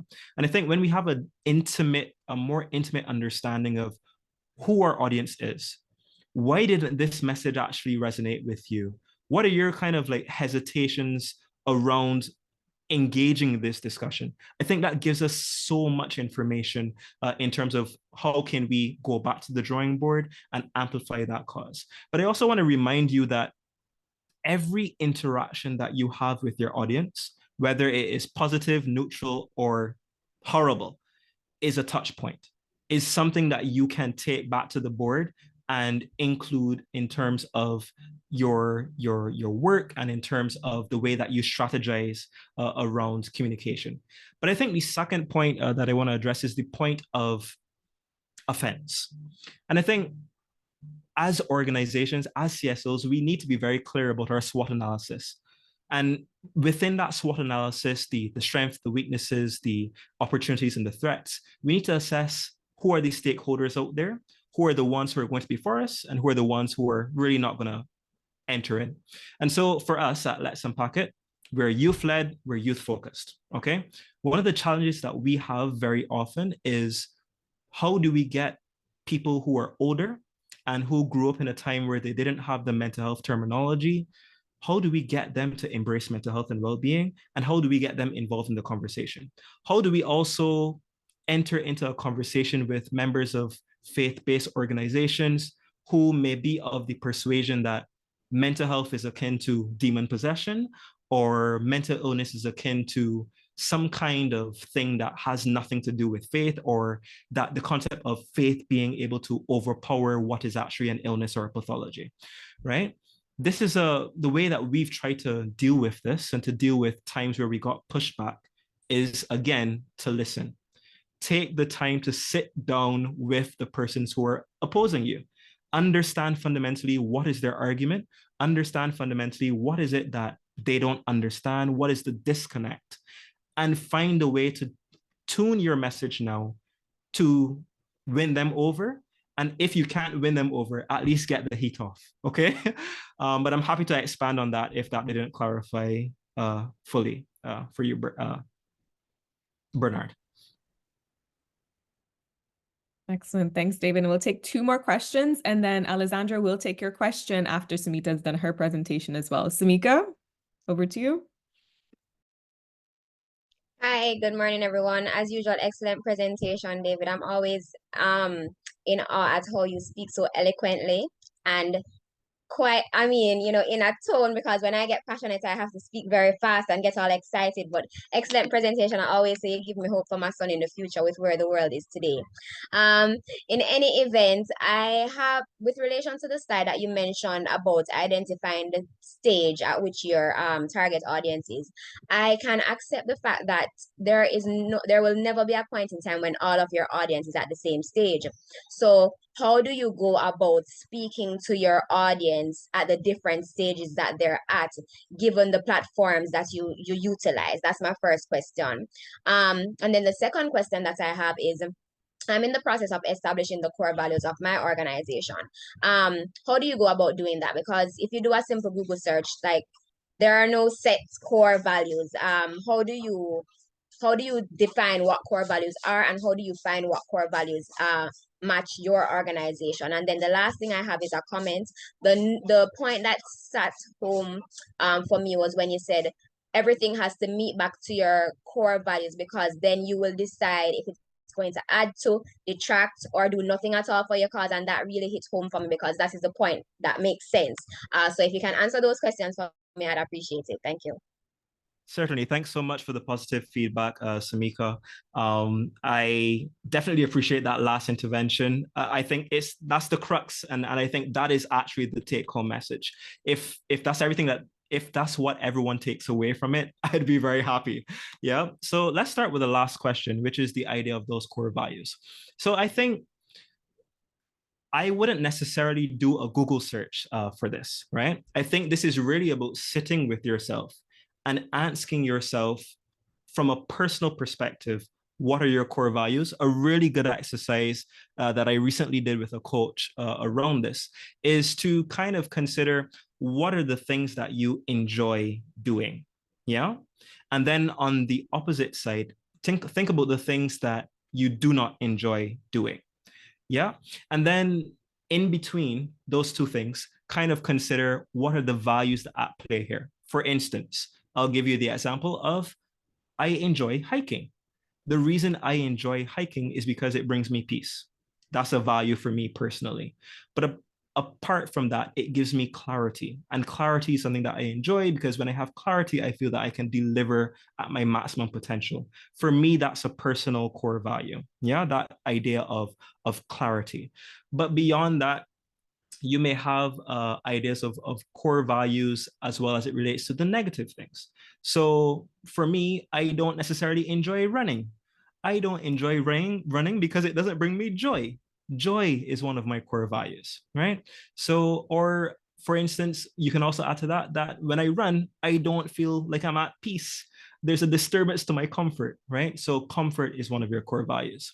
And then you look for those areas of overlap and you can set those for yourself personally. I think from one founder to another, it's really important that when you're starting the organization that you kind of start it from a kind of personal lens for the sake of your morale and for the sake of your motivation. When you identify your kind of like core values, then you explore how can this connect to the cause that I'm amplifying. So what is your cause, Sumita? My cause, Yeah, Samika, sorry. Yeah. breastfeeding. I want persons to Yes. be able to breastfeed for as long as they possibly can, and I don't want anything to interfere with that. Right. Why is that your cause? Okay, so I know that breastfeeding is it's the start of life. It's the start of good nutrition. And also Yeah. as a mom myself, I have breastfeed both of my children, and I just know what that means for me as a Yeah. mother.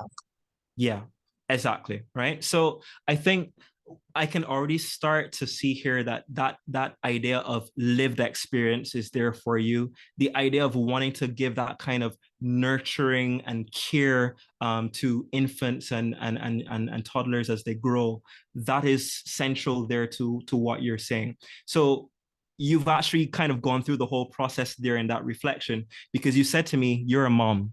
You know what it is to have a child who's been breastfed, and you know the benefits of it. And you want all the other mothers to experience that. You want them to have healthy children, right? So healthy or health, child's health might be one of your core values. The idea of nurturing and caring might be one of your core values. So the idea is that you want to connect your personal story, the reason why you're in this work, and connect it to those that you're trying to influence. And in that kind of middle portion is where you'll see those core values kind of like pop up. Yeah.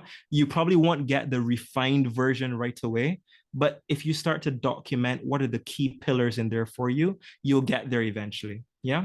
And then I want to go to the first question that you asked very quickly, which was the idea of how do you tailor to your audience when they're at different stages? So Danielle was sharing on the screen the kind of the different phases, the 6 different phases. I think it's really important, again, in that research phase that you're probably going to get into very soon, Samika, is you kind of identify, okay, I want to target teenage moms. Where are teenage moms in terms of their understanding of the issue? If it is that you found that, majority of them have no clue, then it's okay to start off by generating awareness. But if you find that 1 year down the line, you've developed quite a following, you have 1,000 followers, they've seen your content, they've engaged with your content, they've, sent you messages about, how important this work is to them, then it's important to consider, okay, how do I take them to the next level? How do I take them from that position of awareness into a position of better understanding? But then you also have to appreciate that even as you're now 2 years and 3 years into your work, every day you're still getting new followers. So you still need to kind of like reinforce those kind of like core ideas, those core values, that core purpose. So I think the general approach that we use at Let's Unpack It is that we have our body of content that we're trying to get people to appreciate at all material times. And then we have an ask. So the content is something that we're pushing at all times, because we never know where people are at in terms of their awareness, whether or not they're relapsing, whether or not they're not interested right now, but they'll be interested in 2 weeks. But then we're also incorporating it with that ask. And so I think the general answer is that you have to be doing all things kind of at once you've got developed. But in your early stages, you can definitely focus on building awareness, establishing your brand awareness as well. And then from there, you build on that as you go. And once you've developed that kind of body of content, it's easy to put it across the platforms that are relevant to your audience. I hope that offers clarity, Samika. Excellent. Thank you so much, David. And again, fantastic presentation.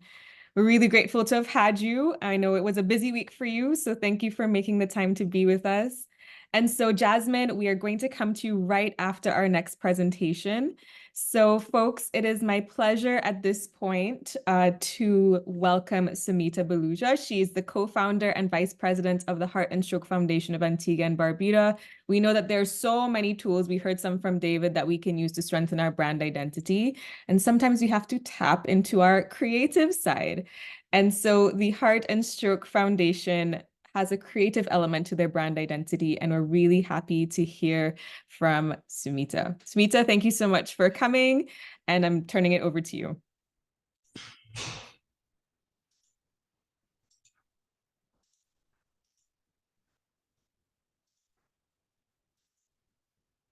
Hello, everyone. Good morning. I'm Sumita Baluja, a founding member and vice president of the Heart and Stroke Foundation, Antigua and Barbuda. It's truly a pleasure to be here today. I'm excited to share our insights on NGO branding and outreach, focusing on our journey at the Heart and Stroke Foundation, Antigua and Barbuda, and how we've integrated our beloved mascot, Arta, into our community engagements.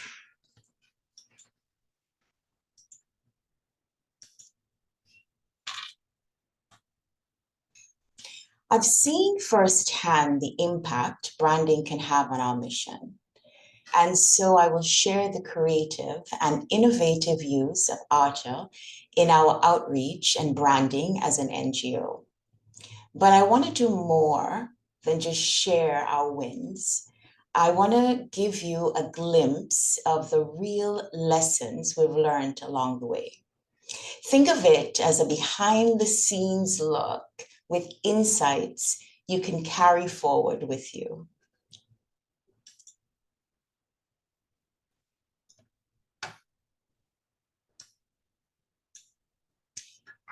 In the dynamic landscape of nonprofit, effective branding and outreach are not just buzzwords. They're crucial components for achieving our mission and making an impact. Also, we built pillars with strong brand identity and community involvement. These include visibility, trust, advocacy for change, among others.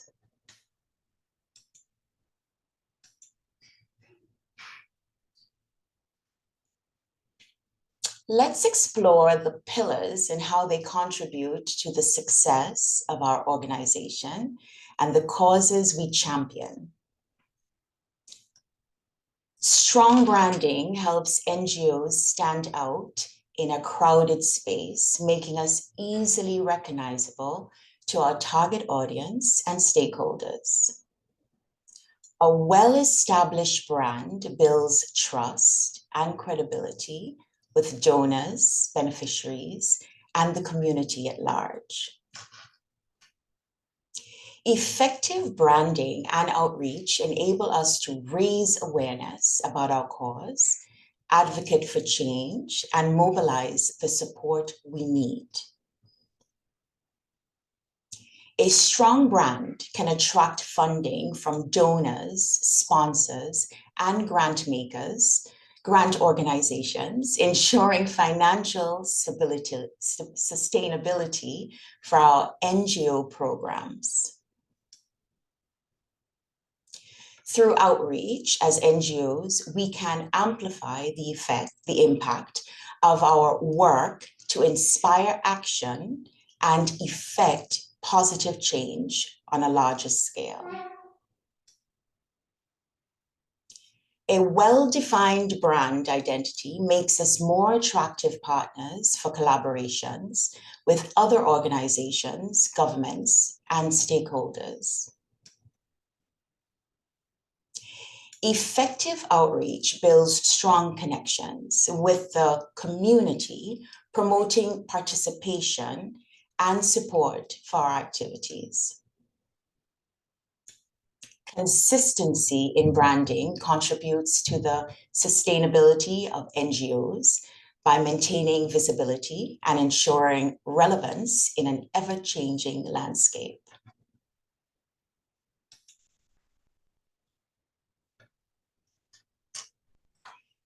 As we marked the second anniversary of the Heart and Stroke Foundation, we were confronted with the alarming statistics regarding prevalence of heart attacks and strokes in Antigua and Barbuda and the region. In response, we sought to address the issue of an innovative and creative way, one that would focus on engaging the younger generation. This led to the creation of a cartoon image of Arthur in 2022, and then the launch of the real-life mascot, Arthur, in February 2023. Arthur, a character embodying a heart, has a remarkable story as a young boy who witnessed his grandmother being taken away in an ambulance one afternoon after school. She had a stroke, and this traumatized him. After his grandmother came home from the hospital, he vowed to learn as much as he could about heart disease, stroke, and leading a healthy lifestyle. And he promised to share his knowledge with everyone that he met. Arthur promotes the theme, Mind Your Heart, a catchy and thought-provoking message aimed at inspiring healthy lifestyle changes.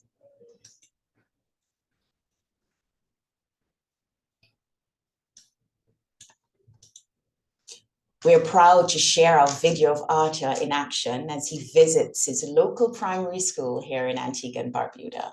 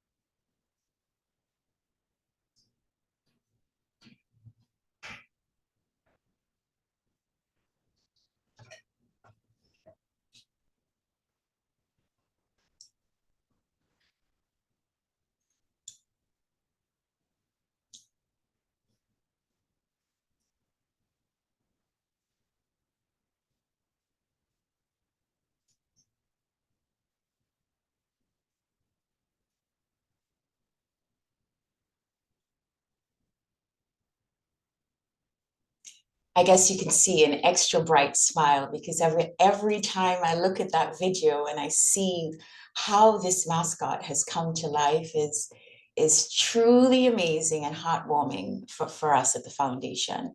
So let's talk more about the elements of Arthur's branding and outreach.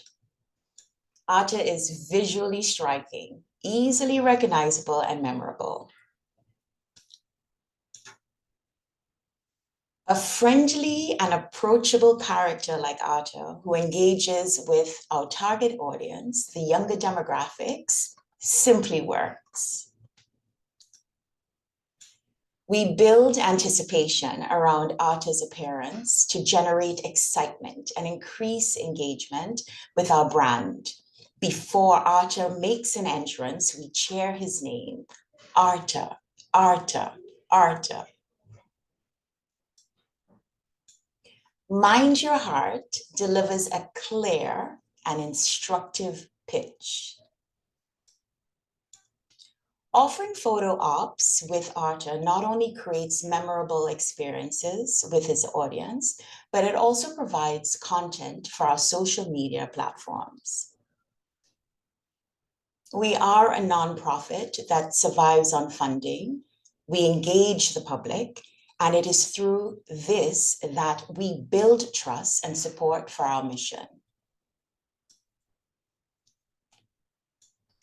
Our well-organized ARTA outreach team collaborates with schools, medical professionals, and organizations to extend our reach.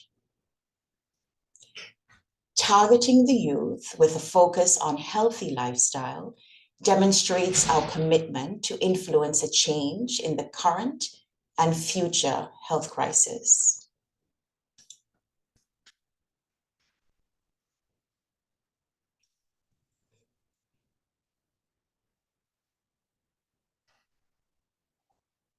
So here are a few lessons learned. Branding is essential. Strong branding helps NGOs stand out in a crowded place. Trust is key. A well-established brand builds trust and credibility with donors, beneficiaries, and the community at large. Effective branding and outreach enable us as NGOs to raise awareness about our cause, advocate for change, and mobilize support. Practical takeaways. Engage target audiences, develop creative and unconventional methods to engage with target audiences. Deliver clear messages. Develop a clear and consistent message, such as mind your heart, and reinforce it. Leverage partnerships and outreach. Partner with essential stakeholders to expand outreach initiatives and enhance impact. Involve volunteers in outreach activities to broaden audience, reach, and engagement.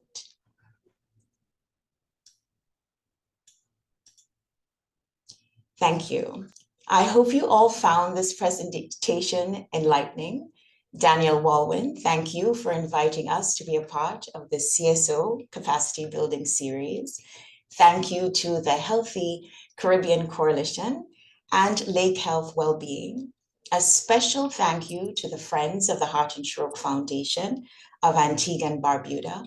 Your time and service is invaluable and greatly appreciated. Excellent. Thank you so much, Sumita. Can we have a round of applause for Sumita? As an Antiguan and Barbudan, seeing that video, David mentioned it in the chat, the joy and excitement of the students was palpable, and I agreed. It was lovely to even see my old principal in the video. The impact of ARTA has made waves, and I'm so glad that you were able to share a bit about what the practical lessons have been, the challenges, successes.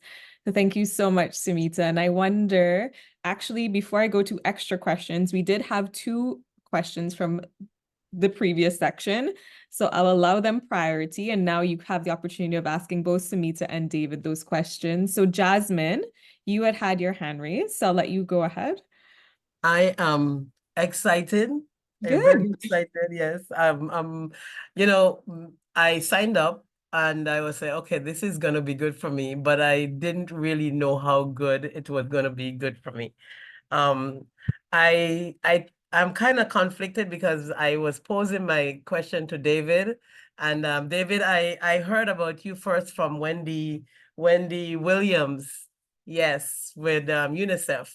Right, and so I really wanted to talk to you anyhow, but I'm glad to be in this forum. And then what Miss Sumita, I hope I'm pronouncing your name well. The last name is gonna just get messed up, so I didn't want to touch that. What you brought to the table was very, very, very, very informative, and I'm excited about it. My situation is, of course, with yes is the youth engaging in self-development is for youth, but is geared towards people with money, right? So I'm at a place where, okay, how do we really get that? And I'm buzzing with a lot of stuff in my head. How can I create an art? You know, how can I create that? And you know, what can I do? And I apologize for not being on video because this device does not support the video component. So that is why the next time I'm gonna have to work on that. But I'm really open to suggestions and you know, any sort of you know, collaborative effort, anything that I can gain, because the real reason why I started this is because I'm a mental health professional. And when I came to Nevis, I realized that emotional intelligence is something that is really lacking, not only in our youth, but, you know, throughout society. And we feel it in everyday life, but then when our children go on to the workforce, they carry that lack of, you know, empathy, that lack of, you know, self-awareness with them. And so the emotional intelligence camp that we do for the 3rd year now is designed for first and second formers to really gain those skills. And, you know, from its 5 components, the emotional intelligence aspect, the career counseling aspect. We do food and nutrition game, like we do golf. Golf is a major component because of what golf brings to our mental health and all that. And then we do art with a self-expression that really, you know, help in mental health. And so it is really a mental health workshop without saying it. You know, so the yes is supporting that. Yes is also supporting some other stuff. So how can I really brand yes so that those with funding, you know, from the US, from the UK, from Canada, from our regions, our island, our federation, would actually support this program, this initiative, this foundation, and help us serve our young people in a greater way. So I know it's a whole lot I just said, but yeah, I need help. So any one of you can answer, because I think if both of you can contribute to what I have, you know, posed. Well, first of all, congratulations, Jasmine. It sounds like you're doing incredible work. I'm blown away to hear actually how much you're doing as it relates to mental health. I really love the connections that you're driving between these kind of creative activities and improving, you know, mental health literacy, improving emotional intelligence, and overall improving the mental health and well-being of the youth in Nevis. That's really, really great work that you're doing. I think one bit of advice that I guess I would offer is have the donor in mind. So if there is a particular organization that you're trying to, you know, get involved, then visit their website, reach out to them by email, maybe have a preliminary conversation, try to understand what are their values, right? It's even better to approach a donor who has a history of, you know, giving to programs like yours, programs which are specific to mental health and well-being. I know that a number of organizations now are building that into their own framework in terms of corporate social responsibility and such. So I think there's an incredible avenue there. But I think the second bit of advice that I'd give you in terms of, you know, understanding what they kind of are all about, the programs that they've worked with, maybe reach out to some of those programs. So for instance, if there's an organization that has been sponsoring a program, let's say in Panama or in Colombia, as it relates to sports and mental health, then there's an opportunity here. And I think the positioning of it is, well, hey, you've had incredible success over here in Latin America. Why not try in the Caribbean? The benefit of it is it's a small section. We don't need, you know, a major amount of funding. Let's try this particular program, and you paint the picture for them. I think the advantage that you have as well is that you've already done the work. And so what I would say is document. 2 things that I think you should document. Number 1, you need to create a comprehensive document which says what is your organization all about and what's the history of the activities that you've done?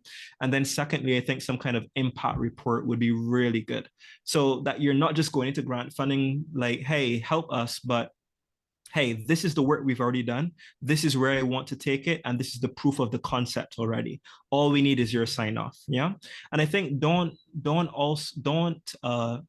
I guess, knock out the impact of crowdsourcing in terms of even within Nevis, that there are people who may want to dedicate $20 every month.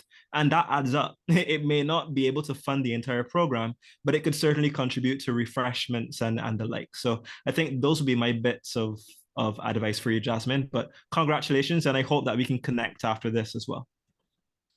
Yes. Thank you. Thank you so much. Yes, I am looking forward to, talking to you some more. All right.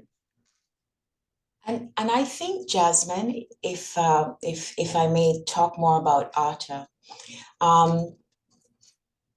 the foundation did explore probably seeking the building of a mascot and the costume after we had the design in the US. We were coming up with quotations of thousands of dollars, and then shipping, and we're a fairly new foundation. We're going to be celebrating our 5th anniversary next year. So we seeked someone locally. So we went to a costume builder for Carnival, and he does costumes every year. And we said this was the concept, and we showed him the picture, and he said, I can do that. And he built it locally. His name is Zeno. And we also worked very closely with, in the local newspapers, there's a young gentleman that does all the cartoon characters, and, he designs, you see it on that, giving a joke or something. We went to him and he helped us. And it's amazing what we could do and the excitement we created. But we also seeked advice outside of the foundation, because what I know is that we may have an idea, but we may not have the expertise within the foundation. But it's amazing how people would be eager to help and assist if you just have conversations with them. So we were able to pull it together for a very good price. And ever so often when we need to patch him up, we just go back to Zeno and we patch him up and add different things to him. But locally, you may be surprised at how much assistance you can get as well too. Thank you. Thank you very much. I appreciate that. We have been getting help with this. Is actually the NGO, this is our 1st year.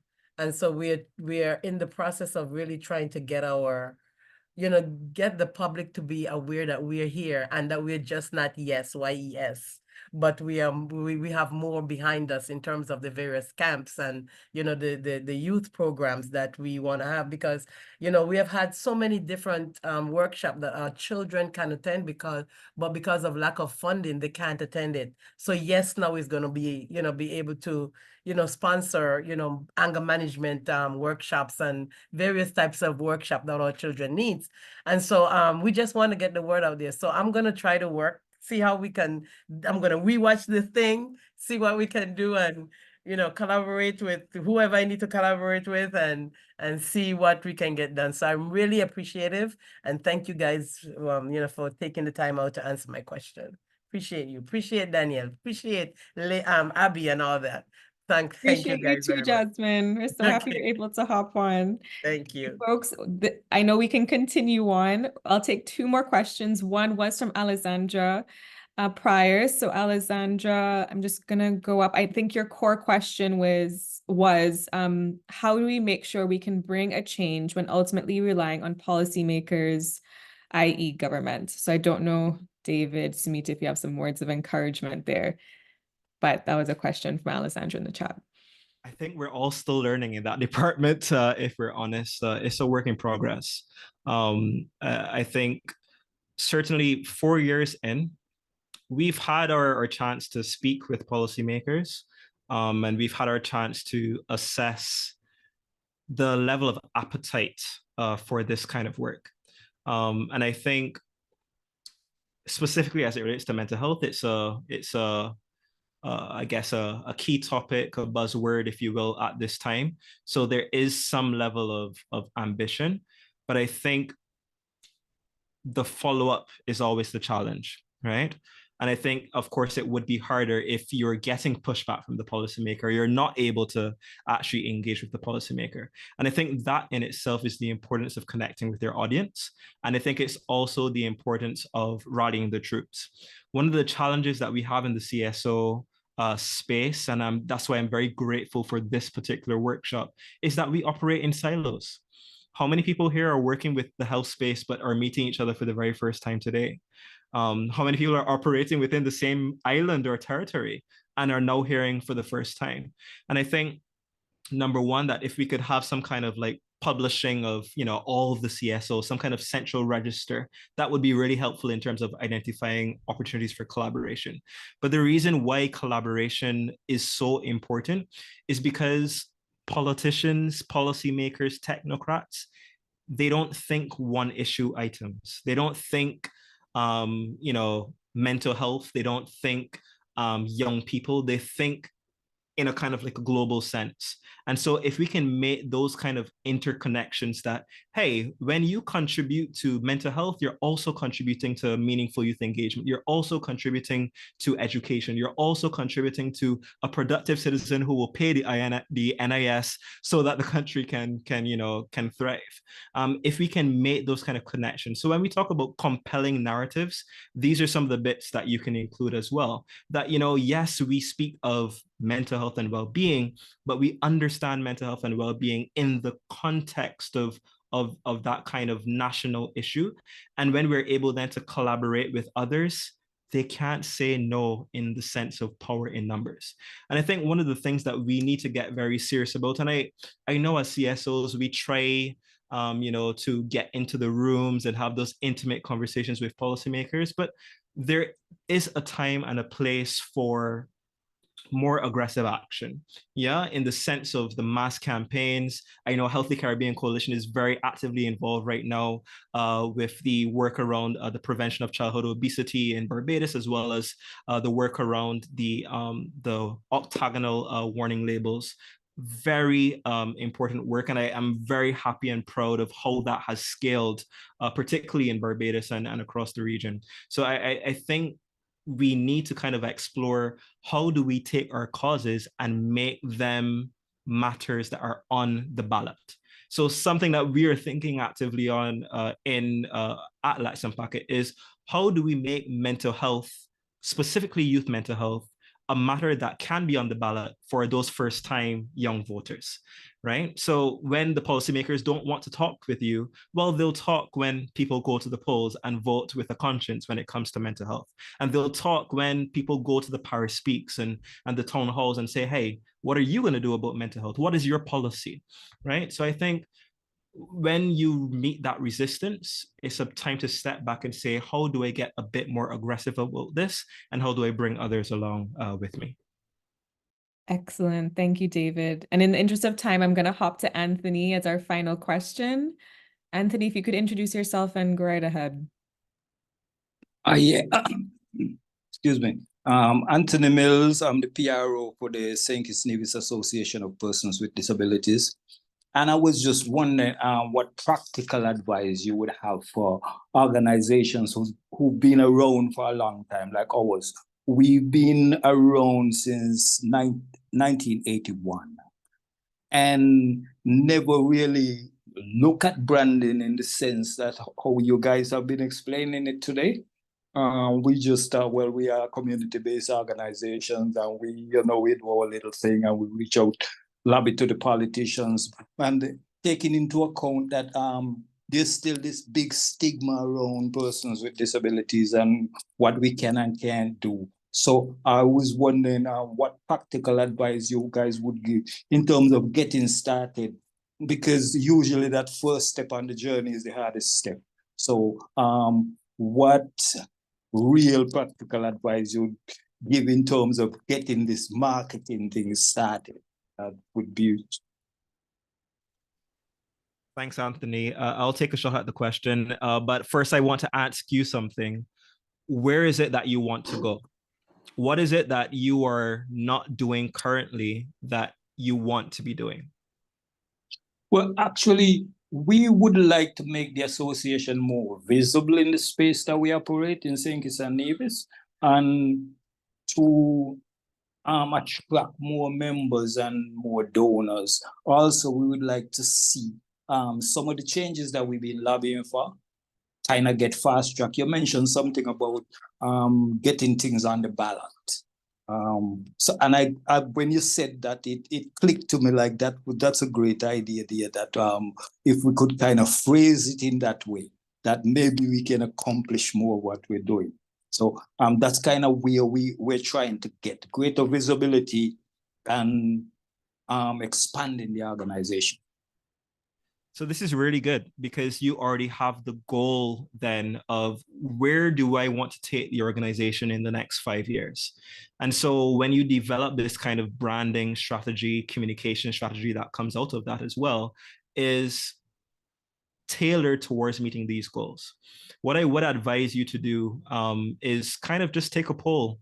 It doesn't need to be necessarily formal. Of course, it could be, but kind of assess where are people at in terms of the awareness, number one, of the issues that persons who are living with disabilities experience. But then secondly, what is their level of awareness of the work that you do? And I think that's a good starting point then to kind of get that input into the framework that I presented earlier, the WHO R5U framework. If you can sit with your fellow committee members and go through that kind of exercise with the lens of these goals that you want to achieve, I think it would be an incredible benefit. One thing I would say is that you may look at, oh, we've done this and we never took branding seriously, and you feel badly about it. Don't. Okay. I think now is an opportune time to start the conversation around inclusivity, the conversation around the connection between living with a disability and mental health. The physical well-being is a very kind of like topical issue at this moment, even as it relates to the right of that kind of individual, or the right of the person living with the disability at work. What kind of accommodations are we making there? So if you can correlate all of these different things in terms of what are your goals, what is the current context, where do I want to take the organization? If you can connect all of that into a strategy, then you're set. My recommendation would be to kind of share with people, and because you've mentioned the idea of visibility, share with people, what have you done over the course of the last 40 odd years, okay? And then also share with them the vision.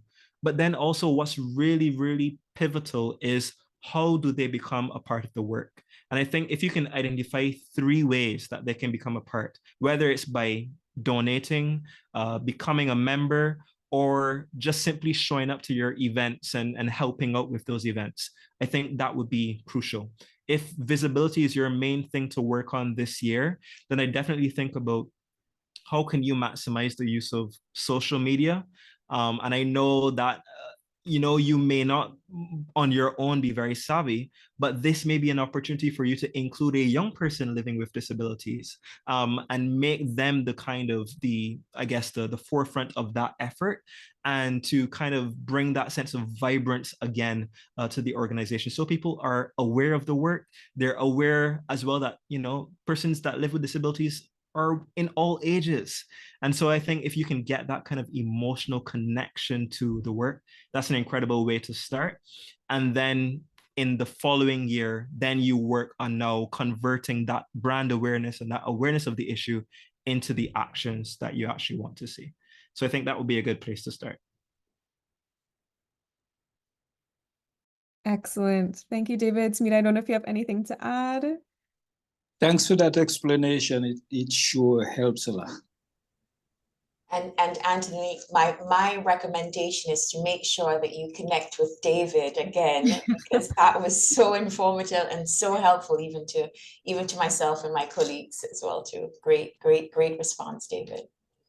Excellent. Well, everyone, huge thank you to David and Samita and to all of you for being here. It's my pleasure now to turn it over to Abby Bejo. She's the program director and founder of Lake Health and Wellbeing, to close us off. Abby, over to you.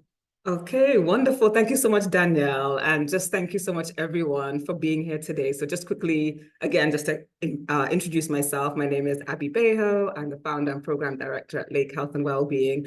And we're a public health NGO based in St. Kitts, and we aim to improve the health and wellbeing of our local community. And we do that in a number of ways. One of the ways that we're doing that is that we are actually we have formed the St. Kitts and Nevis NCD Alliance, which is an alliance of NGOs working in St. Kitts and Nevis on non-communicable diseases. And this session, in collaboration with the Healthy Caribbean Coalition, is part of our efforts to build the capacity of NGOs in St. Kitts and Nevis and the region that are working on similar issues as well. So I really just want to take this time to say that we do have a second webinar coming up in this series around marketing. It will be held on the Saturday, the 11th of May from 10 a.m. to 12:30. And we'll be going into some practicalities of marketing and targeting your audience. And the session is called Effectively Reaching Your Target Audience. So basically, it will help you to really think through how you can reach your target audience. We'll have some great speakers and also some case studies as well of organizations that have been able to effectively reach their target audience through a number of ways and initiatives. So if you would like to register for that, I think Danielle has put the link in the chat, but there's also the QR code that you can scan as well. So I would also just like to add my thanks to the speakers of this session. So firstly, just want to thank Kathy Anderson from the Global Health Advocacy Incubator for her icebreaking activity, which I think helped us to think about our own brands, but also it helped us to understand the other brands that are in existence across the region in terms of NGOs and CSOs. I would like to say a big thank you to David Johnson for his presentation, which was just excellent. It was a nice comprehensive look at what we need to consider when we're developing our brands as NGOs.